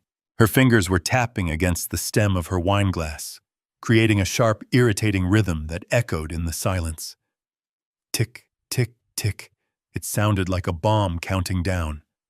"Douglas," she said, her voice tight with suppressed rage. "We really should get to the paperwork. The lawyers are waiting for my email. It is getting late and Dad needs to get back to bed." I looked at her with my wide, vacant eyes, pretending to be the confused old man they wanted me to be. "Please, Vanessa," I said, my voice trembling. "Let me enjoy this. It is so rare to have the whole family together. Even Gerald is here." I gestured to Gerald. His head was slumped forward. A line of drool was escaping from the corner of his mouth. Vanessa looked at him with pure disgust. She did not offer to wipe his face. She did not adjust his chair to make him more comfortable. She just looked at him like he was a broken appliance she could not wait to throw away. "Brandon," I said, turning to my son. "Do you remember this soup?" Brandon looked up, his eyes blank. "What?" "No, Dad. It is just soup. Your mother used to make this." I continued, letting a note of desperate nostalgia creep into my voice. "On rainy days. Do you remember that trip we took to the cabin? The one where it rained for 3 days straight? You were 10 years old." Brandon shifted in his seat. He looked uncomfortable. He looked at Vanessa, seeking permission to speak. "I remember you caught your first fish that weekend," I went on, ignoring his discomfort. "It was a tiny little perch. You were so proud. But then you saw it gasping for air. You saw it suffering. Do you remember what you did, Brandon?" I waited. I wanted him to remember. I wanted him to remember the boy who cried because he did not want to hurt a living creature. The boy who made me throw the fish back into the lake because he said it deserved to live. I was throwing him a lifeline. I was giving him a chance to connect with his own humanity. Brandon sighed. He pushed his bowl away. The sound of the porcelain scraping against the wood was loud. "I do not know, Dad. That was a long time ago." "You threw it back," I whispered, leaning forward. "You said you did not want to win if it meant something else had to die. You had such a good heart, son. Such a kind heart." Vanessa let out a harsh laugh. It sounded like glass breaking. "Oh God, Douglas, stop it," she snapped. "This is pathetic. Brandon is not a child anymore. He is a grown man who needs to secure his future. He does not care about some stupid fish from 25 years ago." I looked at Brandon, waiting for him to defend the memory, waiting for him to tell her to shut up, waiting for a spark of the boy I raised to flare up and burn through the fog of her manipulation. But Brandon just looked down at the table. He picked up his wine glass and took a large gulp. "She is right, Dad," he mumbled. "We have to focus on reality. The past does not pay the bills." The words hit me harder than the poison would have. The past does not pay the bills. That was it then. The boy was dead. The kindness was dead. He had sold it all for a lease on a Range Rover and the approval of a woman who despised him. I looked at Gerald again. He was watching us. His eyes were wide and terrified. He was trying to say something. His lips moved slightly. I knew what he was trying to say. He was trying to warn me. Even the man who helped scam me had more conscience left than my own son. Vanessa stood up. She threw her napkin onto the table.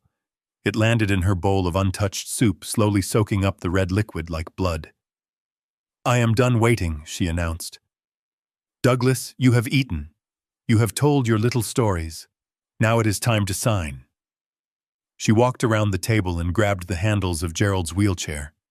She spun him around roughly, his head snapping back against the rest. "Come on," she barked at Brandon. "Bring him into the library." Brandon stood up. He did not look at me. "Come on, Dad," he said, his voice flat. "Let us just get this over with." I sat there for a moment longer. I looked at the empty chair where my wife used to sit. I had given him a chance. I had served up his childhood on a silver platter, hoping he would taste the innocence he had lost. But he had rejected it. Slowly, I pushed my chair back. I stood up. I let my shoulders slump again. I let the tremor return to my hands. "Okay," I whispered. "Okay. I am coming." I followed them out of the dining room. I walked behind my son, who was following his wife like a well-trained dog. They thought they were leading a sheep to the slaughter. They thought I was walking into that library to sign away my life. They did not know that I had already finished my mourning at the dinner table. I had mourned the death of my son. The man walking in front of me was a stranger, and I owe strangers nothing. As we crossed the threshold into the library, the air felt colder. Vanessa was already at the desk, laying out the papers. The pen was waiting. The trap was set. But they had forgotten to check who the trap was actually for. "Sit here, Douglas," Vanessa commanded, pointing to my leather chair. I sat. I looked at the papers. I looked at my son one last time. "Are you happy, Brandon?" I asked softly. "Will this make you happy?" Brandon looked at the papers, then at Vanessa. "It is necessary, Dad," he said. "Happiness has nothing to do with it." You are right, I thought. Happiness has nothing to do with what comes next. This is justice. And justice is a dish best served cold, just like the soup you didn't eat. The Mont Blanc pen felt like a lead weight in my hand.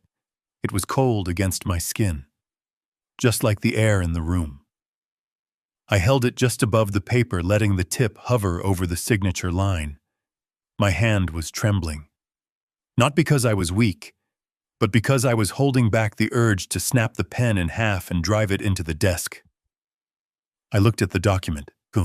It was a masterpiece of legal theft, irrevocable power of attorney, transfer of assets, medical proxy. In 3 pages, they had summarized how to erase a man's life. Vanessa was leaning over me. Her shadow fell across the desk, blocking out the light from the lamp. I could hear her breathing.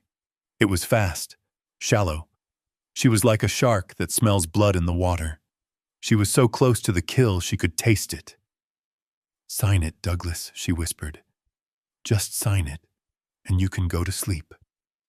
I lowered the pen. The nib touched the paper. A tiny dot of black ink bled into the white page. But I stopped. I looked up at Brandon. He was standing by the window looking out at the darkness. He could not even look at me. He was a coward. A weak, pathetic coward who would sell his own father for a quiet life. "Brandon." I rasped, my voice shaking. "What about the employees?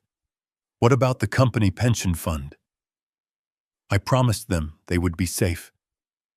Vanessa let out a sharp hiss of air through her teeth. She slammed her hand down on the desk. The sound was like a gunshot in the quiet library. "Forget about the damn employees, Douglas," she snapped. Her voice was no longer sweet.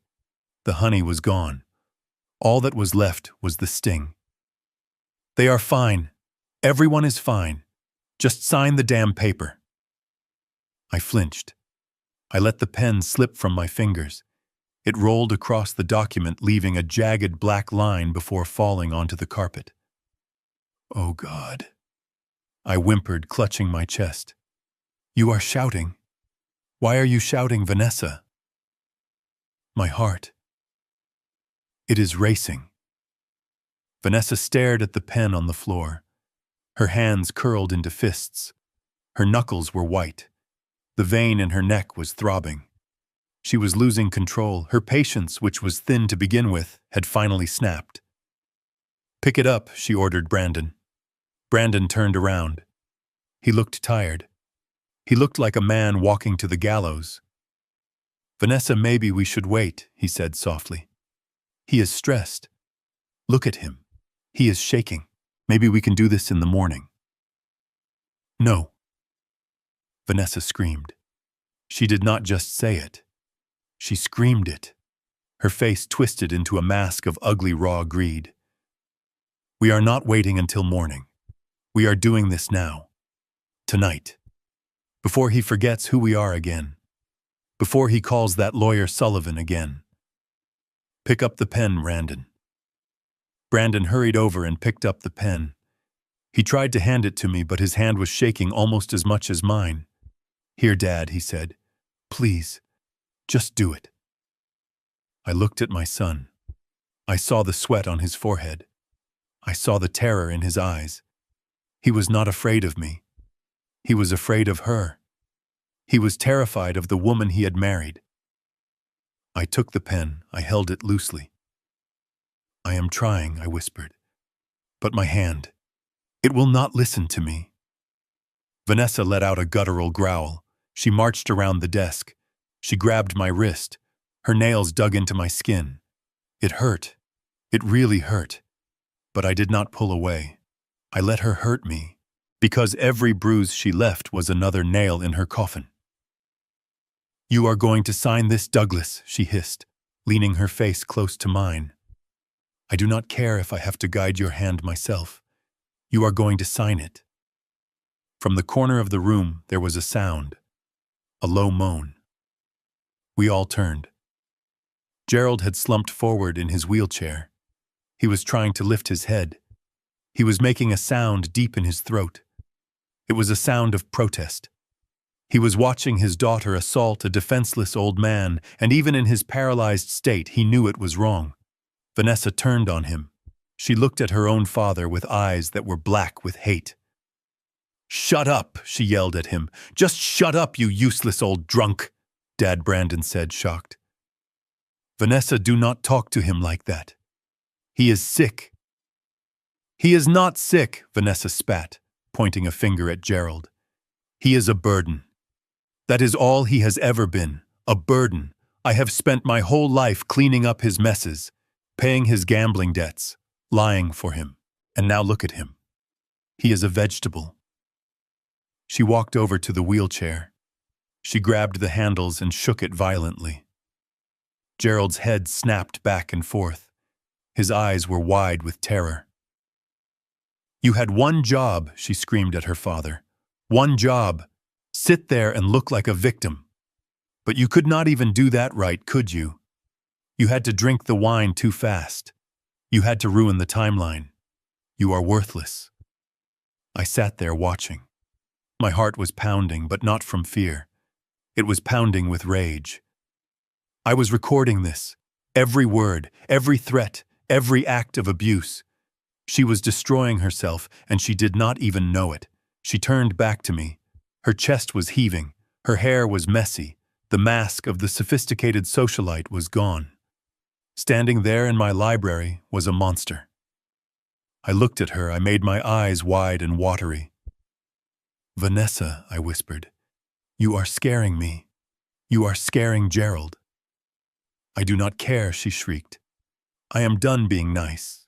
I am done playing the dutiful daughter-in-law. I want what is mine, Douglas. I want this house. I want the money. And I want you out of my life. She grabbed the back of my neck. She forced my head down toward the desk.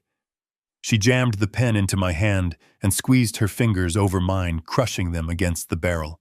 Sign, she commanded. I resisted. Just a little. Just enough to make her push harder. I cannot see, I cried. It is blurry. Sign it, or I swear to God, I will put you in the worst nursing home I can find, she whispered in my ear. A place where they smell like urine and tie you to the bed. A place where no one will ever visit you. Do you hear me, Douglas? Sign the paper. I felt the tip of the pen digging into the paper. She was pushing so hard she was about to tear the document. Brandon stood there, frozen. He was watching his wife physically assault his father, and he did nothing. He just watched. That was the final straw. That was the moment I knew there was no redemption for him. He was not a victim. He was an accomplice. I stopped resisting. I let my hand go limp under hers. Okay, I whispered. Okay, Vanessa. You win. She let out a breath. She relaxed her grip slightly, but she did not let go. She kept her hand over mine, guiding me to the line. That is it, she said, her voice dropping to a sinister coo. Just your name. Douglas King. That is all I need. I felt the pen move. The first curve of the D. The room was so quiet I could hear the scratching of the nib against the paper. I could hear the ticking of the clock. Tick, tick, tick. I looked at the signature. It was shaky. It was messy. It looked exactly like the signature of a terrified, senile old man. Good, Vanessa breathed. Keep going. I finished the first name, Douglas.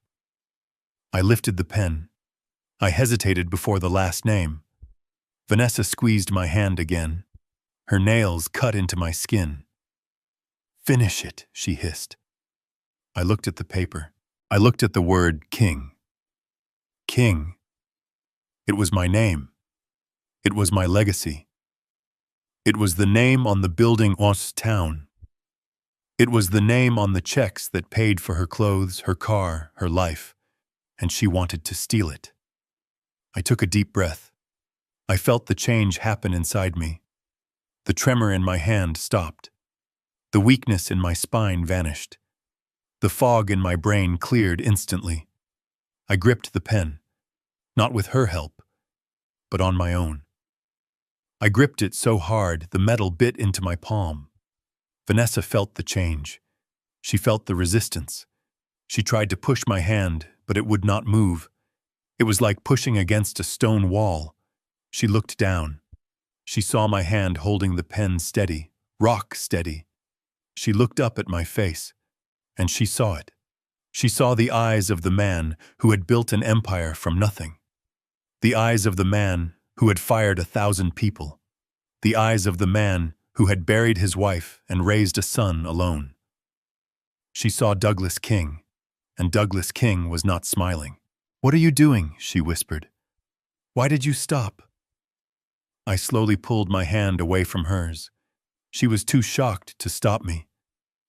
I sat back in my chair. I twirled the pen in my fingers. A smooth, confident motion.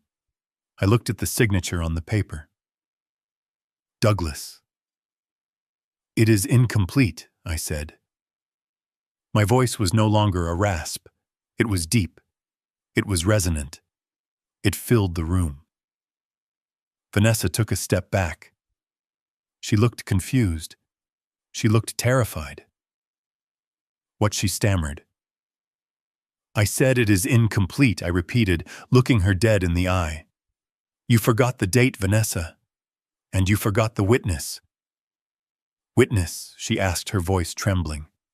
"Brandon is the witness." "No," I said, standing up. I stood up to my full height. I buttoned my jacket. I adjusted my cuffs. I looked at Brandon, who was staring at me with his mouth open. I looked at Gerald, who had stopped moaning and was watching me with a glimmer of hope in his eyes. And then I looked at the bookshelf, specifically at the third shelf from the top. "No," I said again. "Brandon is not the witness." I pointed at the bookshelf. "They are. You asked who the witnesses were, Vanessa. You asked why I needed a hidden camera in my own library. You thought you were walking into a nursing home, But you walked into a courtroom, and I am the judge, the jury, and the executioner. I reached into my pocket and pulled out a small black remote control. I did not look at the buttons. I did not need to. I knew exactly which button would end your life as you know it. I pointed the remote at the large flat-screen television mounted above the fireplace. The screen was dark, a black mirror, reflecting the terrified faces of my son and his wife. I pressed play. The screen flickered to life. The image was grainy at first, black and white night vision, but the audio was crystal clear. It was footage from a hospital room. Specifically, the private room where Gerald had been lying in a coma just 24 hours ago. Vanessa gasped. She took a step back, her hand flying to her mouth. She recognized the room. She recognized the coat she was wearing in the video. In the video, the Vanessa on the screen was leaning over the hospital bed. She was not crying. She was not holding Gerald's hand. She was slapping his cheek lightly, not to wake him up, but to mock him. "Wake up, old man," the digital Vanessa hissed. Her voice filled the silent library amplified by the surround sound speakers. It was shrill and cruel. "You really messed this up, Gerald. You were supposed to sip it, not chug it like a desperate alcoholic. Now look at you. You are practically brain dead." In the library, the real Vanessa began to shake. "Turn it off!" she screamed, lunging toward the desk. "Turn it off, Douglas. That is private. That is illegal." I did not move. I did not have to. Brandon stepped in her way. "Move, Brandon!" she yelled, pushing his chest. "No," Brandon said. His voice was quiet but firm. He was staring at the screen, mesmerized by the monster wearing his wife's face. "I want to see this." On the screen, Vanessa continued her monologue to the unconscious man. "But maybe this is better," she said, smoothing Gerald's hair back. "If you die, I get the sympathy vote, the grieving daughter, and Douglas gets the murder charge. It is almost poetic." Then she leaned in close to Gerald's ear, and what she said next made the air in the library turn to ice. "Do not worry, baby. I will miss you. I will miss the way you look at me. I will miss our nights in the city. But let us be honest. You were getting too old for me anyway." Brandon froze. He turned his head slowly to look at the real Vanessa. "Baby," he whispered. "Why did you call your father baby?" Vanessa's face was white. Ghost white. She opened her mouth, but no words came out. On the screen, the confession continued. "I should have left you in Vegas," Vanessa said to the man in the bed. "When I found you at that blackjack table, you were broke and owing money to the mob. I paid your debts. I bought you new teeth. I bought you those suits. I created Gerald Vance, the loving father." The digital Vanessa laughed. It was a cold, dark sound. "We had a good run, didn't we? Who would have thought a washed-up gambler and his 25-year-old girlfriend could fool a billionaire family? We played the long con, Gerald, and we almost won. But I cannot share the 50 million with a vegetable. So do me a favor. Just let go. Die. And let me be rich and single." The video cut to black. The silence that followed was heavy. It was the silence of a world ending. I placed the remote control gently on the desk. I looked at my son. Brandon was standing perfectly still. He looked like he had been hit by a truck. His eyes were wide, unblinking, staring at the black screen. He was trying to process the words he had just heard. Girlfriend. Vegas. Con. He turned slowly to look at the man in the wheelchair.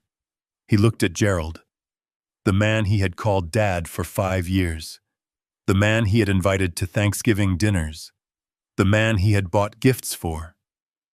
And then he looked at Vanessa, the woman he slept next to every night. "He is not your father," Brandon whispered. His voice sounded like it was coming from underwater. Vanessa was shaking her head frantically. Tears were streaming down her face now. but they were tears of terror, not sorrow. "Brandon, listen to me," she stammered, reaching out for him.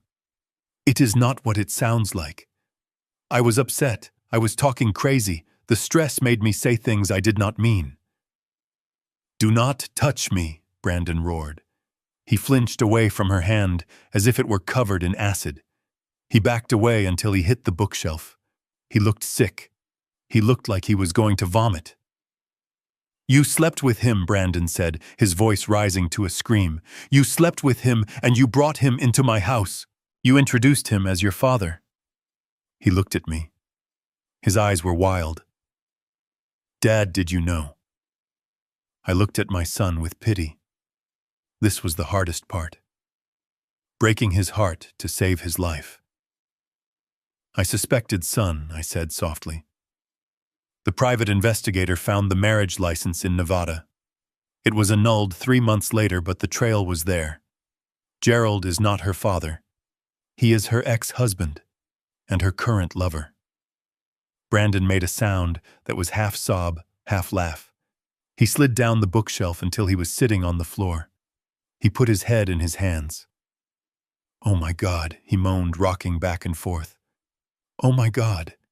I paid for his heart surgery. I paid for his apartment. I called him Dad." Vanessa saw that she was losing him. She saw the $50 million slipping away. The panic took over. She turned on me, her eyes blazing with hatred. "You ruined everything," she screamed. "You spiteful old man. You think this changes anything. You still signed the papers. I have your signature. I have the power of attorney. The video means nothing. It is inadmissible. I will say it was a deep fake. I will say you doctored it." She grabbed the papers from the desk, clutching them to her chest like a shield. "I am leaving," she announced, backing toward the door. "I am taking these to my lawyer. You can rot in this house, Douglas. And Brandon, if you want to stay with this lunatic, go ahead. But I am taking the money." She thought she still had a card to play. She thought the signature on that paper was her golden ticket. I watched her back away. I watched her reach for the door handle. She had forgotten one thing. I picked up the pen from the desk. I held it up. "Vanessa," I called out. She stopped. She turned around, her hand on the doorknob. What she spat. "I told you the signature was incomplete," I said calmly. "I told you that you forgot the witness." "I do not need a witness," she sneered. "I have the paper." I pointed to the wheelchair. I pointed to the man she had just admitted to leaving for dead, the man she had mocked, the man she had betrayed. Gerald's head was no longer slumped. His eyes were no longer glassy. He was sitting up straight, and he was looking at her. And the look in his eyes was not fear. It was pure, unadulterated fury. "I think your father has something to say," I said. Vanessa looked at the wheelchair and laughed. It was a high-pitched, nervous sound that grated against the silence of the library. "He is brain-dead, Douglas," she scoffed, waving her hand dismissively at Gerald. "He cannot witness anything. He does not even know his own name. He is a vegetable because of you." She turned back to the door, clutching the papers to her chest. "Nice try, old man. But I am leaving. And tomorrow my lawyers will—" She stopped. Behind her there was a sound. It was the sound of leather creaking, the sound of weight shifting. Vanessa turned around slowly. Her eyes widened. Gerald was gripping the armrests of the wheelchair. His knuckles were white. His arms were shaking, but he was pushing himself up. "Sit down, Daddy," Vanessa hissed, taking a step toward him. "Sit down right now." Gerald did not sit down. He pushed harder. His legs, which she claimed were useless, found purchase on the rug. He stood up. He swayed slightly, but he stood tall. He looked at Vanessa. The fear in his eyes was gone. It was replaced by a cold, burning hatred. "I am not your daddy," Gerald said. His voice was raspy from the intubation, but it was clear. And it was loud. Vanessa dropped the papers. They scattered across the floor like dead leaves. You can talk, she stammered. I can talk, Gerald said, taking a step toward her. And I can remember.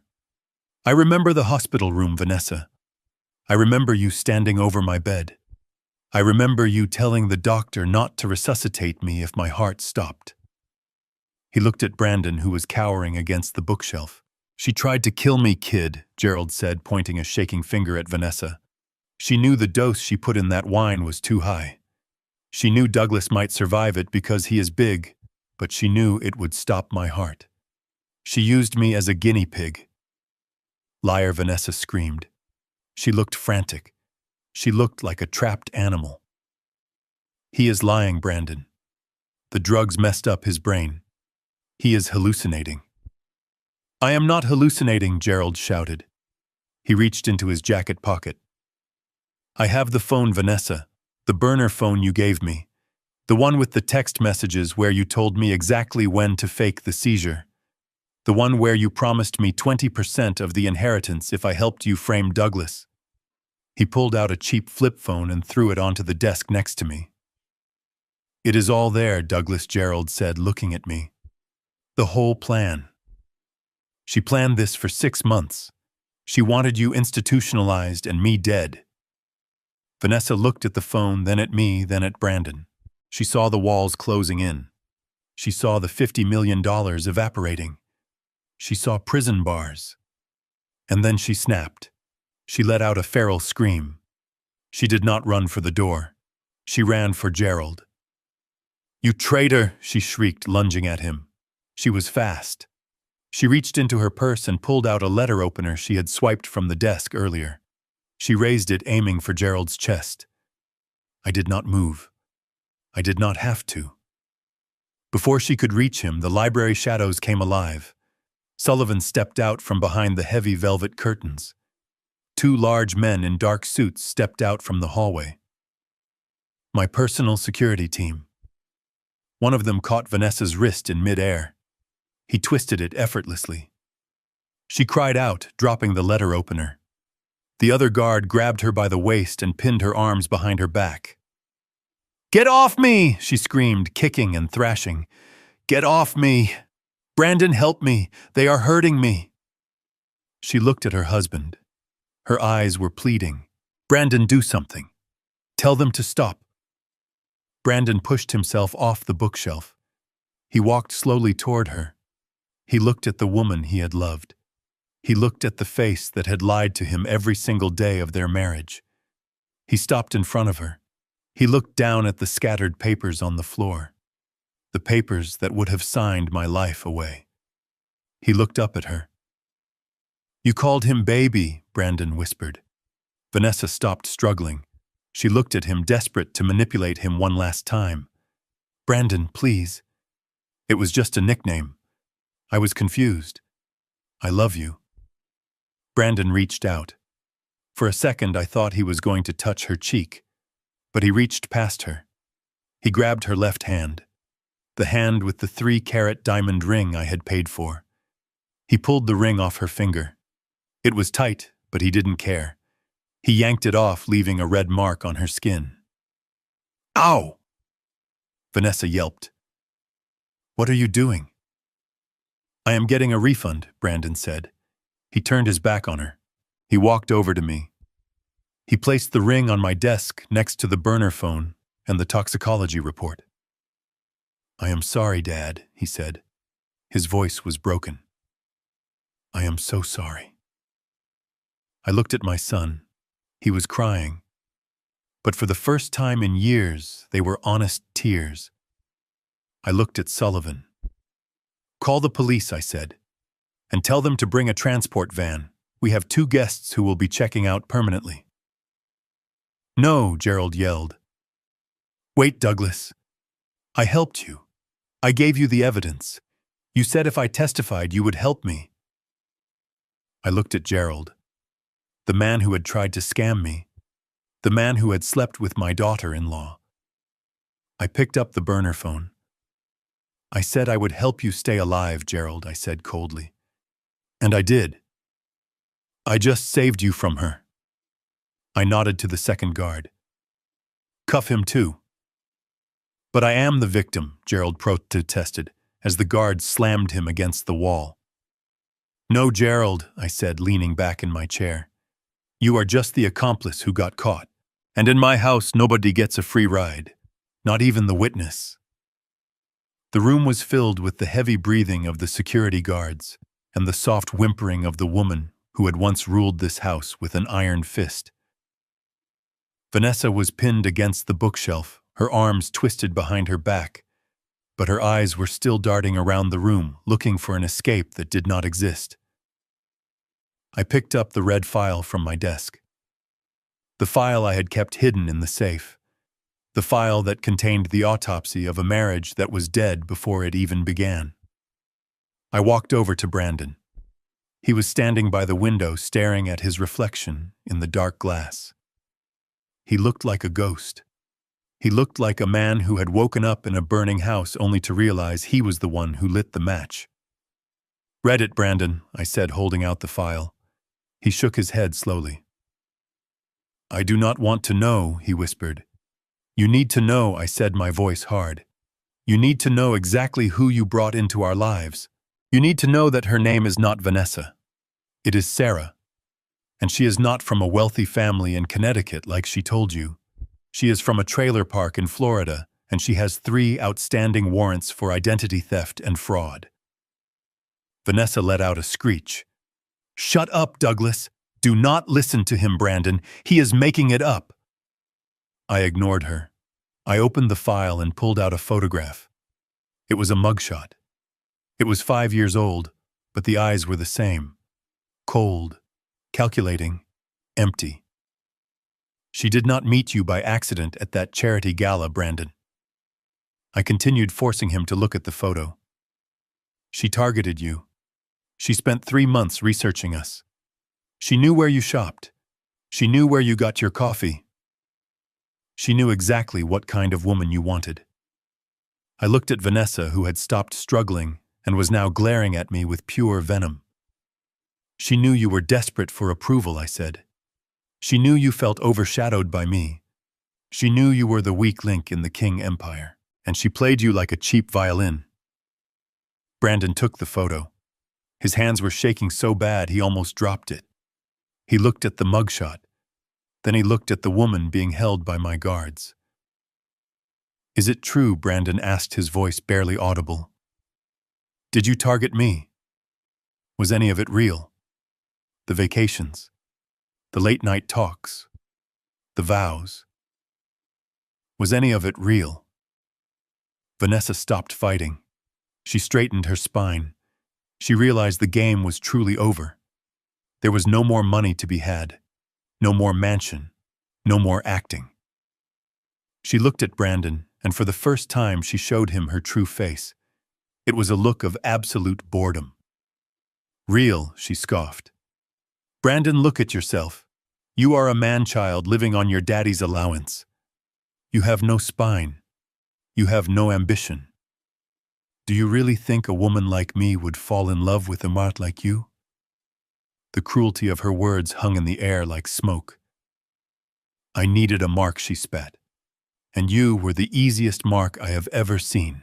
All I had to do was tell you that you were smart, that you were special, that your father did not appreciate you, and you handed me the keys to the kingdom. It was pathetic, really. Brandon recoiled as if she had slapped him. The physical slap at the hospital was nothing compared to this. This was a soul killer. She was stripping away every happy memory, every moment of intimacy, and revealing it to be nothing more than a transaction. You monster, Brandon whispered. Vanessa laughed. It was a dry, hollow sound. I am the monster, she said. You are the one who was willing to let your father be lobotomized just so you could buy a bigger boat. Do not pretend you have the moral high ground here, Brandon. We deserve each other. That was the breaking point. Brandon let out a cry of rage. He lunged toward her, but I grabbed his arm. I held him back. No, I said firmly. She wants you to hit her. She wants to be the victim again. Do not give her the satisfaction. I pulled my son back. He collapsed against me, sobbing into my shoulder, like he did when he was 5 years old, and scraped his knee. But this wound would not heal with a bandage. I looked at the guards. Get her out of here, I commanded. And take him too. I pointed to Gerald, who was still cowering against the wall. The guards began to drag them toward the door. Vanessa did not go quietly. She started screaming, cursing, swearing vengeance on our entire bloodline. I will write a book, she shrieked as they dragged her into the hallway. I will tell the world who you really are, Douglas King. You will never be free of me. I listened to her screams fade away as the front door slammed shut. Then there was silence. The library felt empty. The papers were still scattered on the floor. The pen was still on the desk. The evidence of the crime was everywhere. But the real crime was standing next to me. Brandon pulled away from me. He wiped his face with his sleeve. He looked around the room as if seeing it for the first time. I nearly killed you, he whispered. I sat here, and I watched her force you to sign. I knew something was wrong. I knew she was hurting you, and I did nothing. He looked at me with eyes full of shame. I chose a devil over my own father. I looked at my son. I wanted to hug him. I wanted to tell him it was going to be okay. But I could not lie to him. Not anymore. You did, Brandon, I said, my voice quiet but unyielding. You betrayed me. You betrayed yourself. And that is something you are going to have to live with for the rest of your life. I walked over to the desk and picked up the ring he had pulled off Vanessa's finger. I held it up to the light. It was fake. Just like her. Just like their marriage. Just like his loyalty. Go upstairs, Brandon, I said. Pack your things. He looked at me confused. Pack my things, he asked. Where am I going? I do not know, I said, placing the ring back on the desk. But you cannot stay here. Not tonight. I need to clean this house. I need to fumigate it. And right now everything in it reminds me of the betrayal. Dad, please, Brandon begged. I have nowhere to go. She took everything. The accounts are frozen. You have your freedom, I said, turning my back on him. And that is more than you deserve. I heard him leave. I heard his heavy footsteps walking away. I heard the front door open and close one last time. I was alone. I sat down in my leather chair. I picked up the toxicology report. I looked at the chemical formula for the poison that was meant to steal my mind. I had won. I had saved my fortune. I had exposed the predators. But as I sat there in the silence of my empty victory, I realized that Vanessa was right about one thing. She had taken something from me that I could never get back. She had taken my son. The boy I raised was gone, and the man who walked out that door was a stranger I no longer recognized. I reached for the phone to call Sullivan. It was time to rewrite the will. It was time to start over. Because in the end, the only person you can truly trust is the one looking back at you in the mirror. The flashing blue lights of the police cruisers cut through the darkness of the driveway, illuminating the library in chaotic bursts of color. The silence of my estate was shattered by the crackle of police radios and the heavy boots of officers swarming the hallway. Sullivan had made the call efficiently, and within minutes the private security guards were handing over their prisoners to the authorities.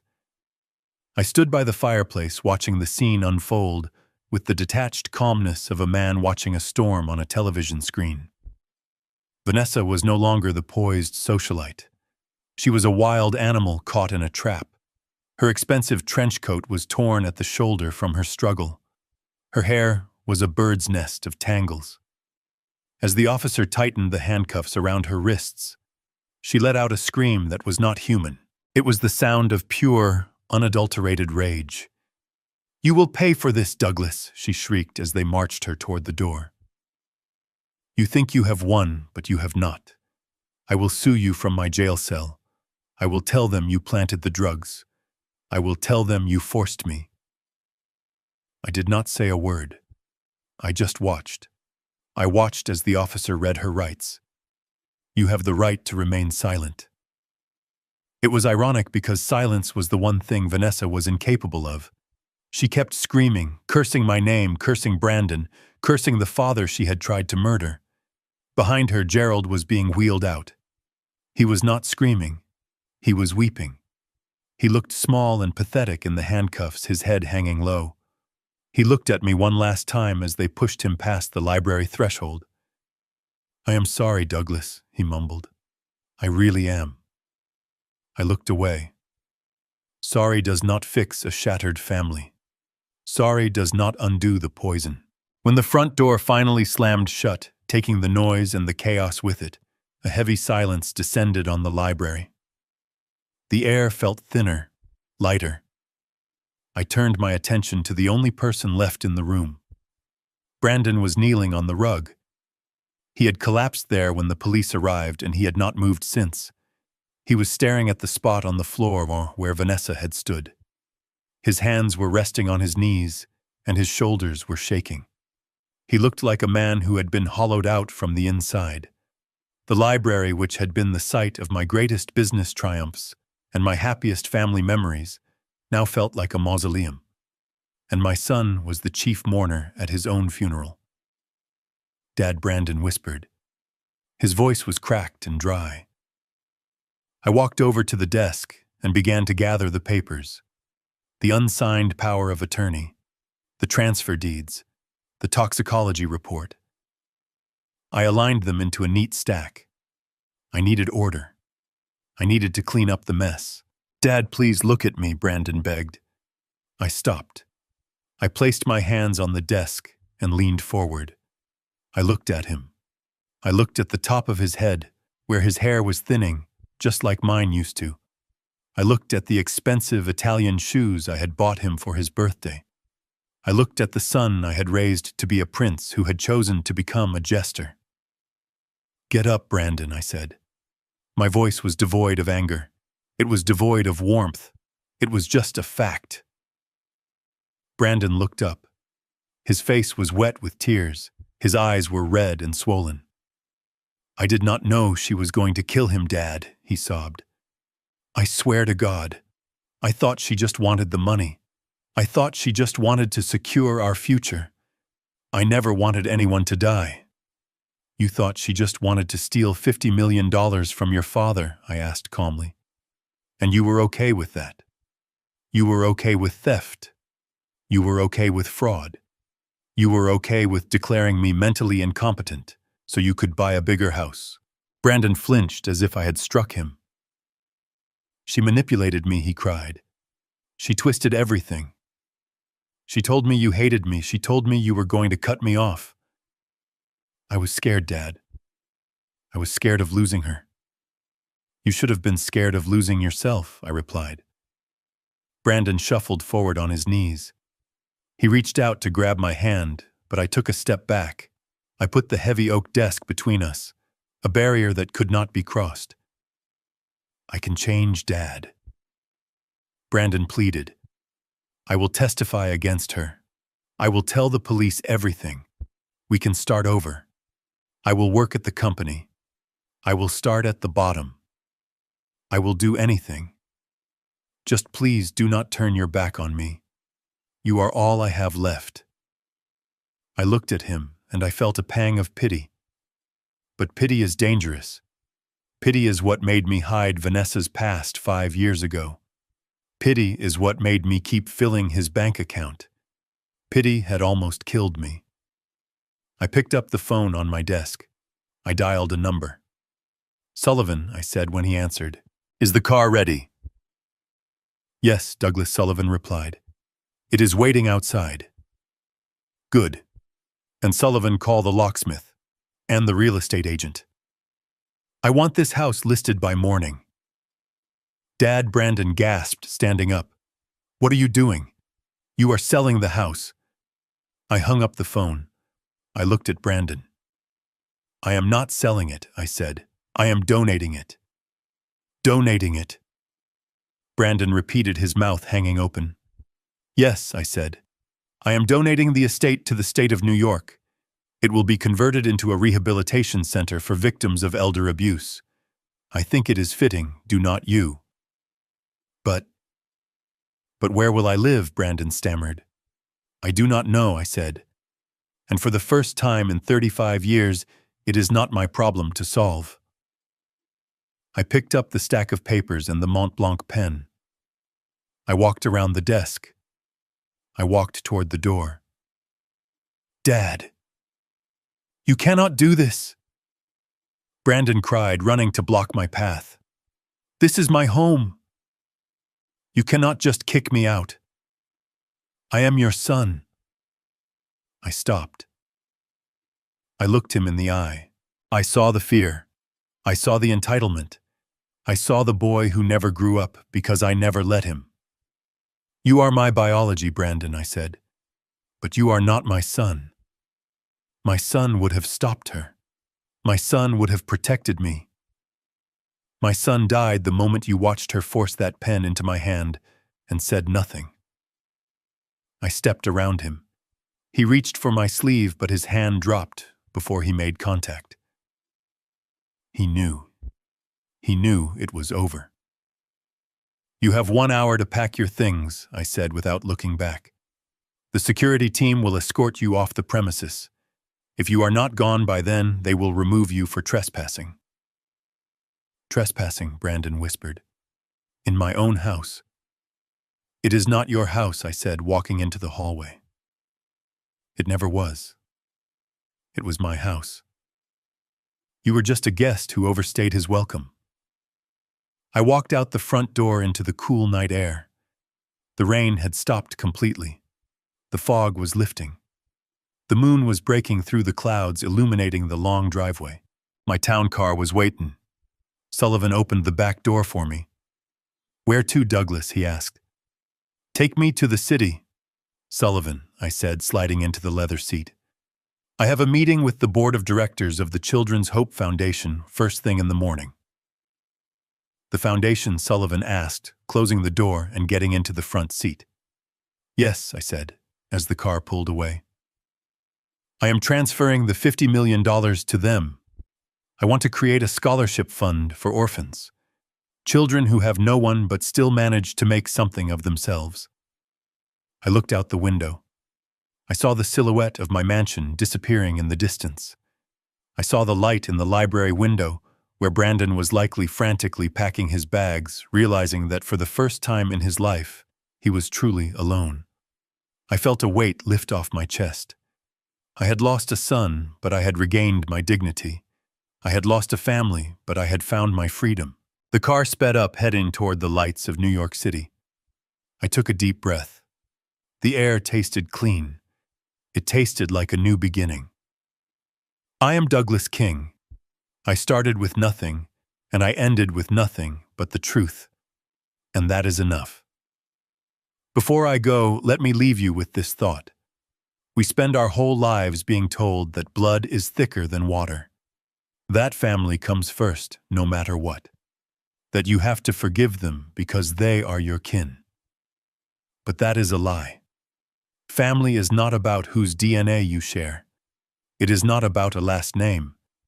And it is certainly not about who sits at your dinner table on Thanksgiving. Family is loyalty. Family is the people who stand by you when you are weak, not the ones who try to bury you. Family is the people who respect you enough to tell you the truth, not the ones who smile to your face while pouring poison in your glass. If you have people in your life who drain you, who manipulate you, who make you feel small, cut them off. It does not matter if they are your children, your parents, or your siblings. You do not owe anyone your sanity. You do not owe anyone your life. Sometimes the bravest thing you can do is walk away and close the door on the people who share your blood but not your heart. I am Douglas King, and I am finally free. If this story resonated with you, please hit that like button and subscribe. Share this with someone who needs to hear it. And tell me in the comments, have you ever had to choose between family and your own survival? Until next time, remember, the only empire worth building is one based on truth. Stay safe and watch your drink. We are raised to believe that family is a sacred bond that can never be broken. But the story of Douglas King teaches us a painful yet necessary truth. Blood is biology, but loyalty is a choice. When we tolerate disrespect and betrayal simply because it comes from a relative, we are not being noble. We are being self-destructive. True family are the people who protect you when you are vulnerable, not the ones who sharpen their knives. Never set yourself on fire just to keep someone else warm, especially if they are the ones holding the match. Your dignity is worth more than their approval. If this story made you rethink the meaning of family, hit that like button and subscribe for more tales of cold, hard justice. And tell me in the comments below. If you were Douglas, would you have left your son penniless or given him a second chance? I read every single comment. See you in the next story.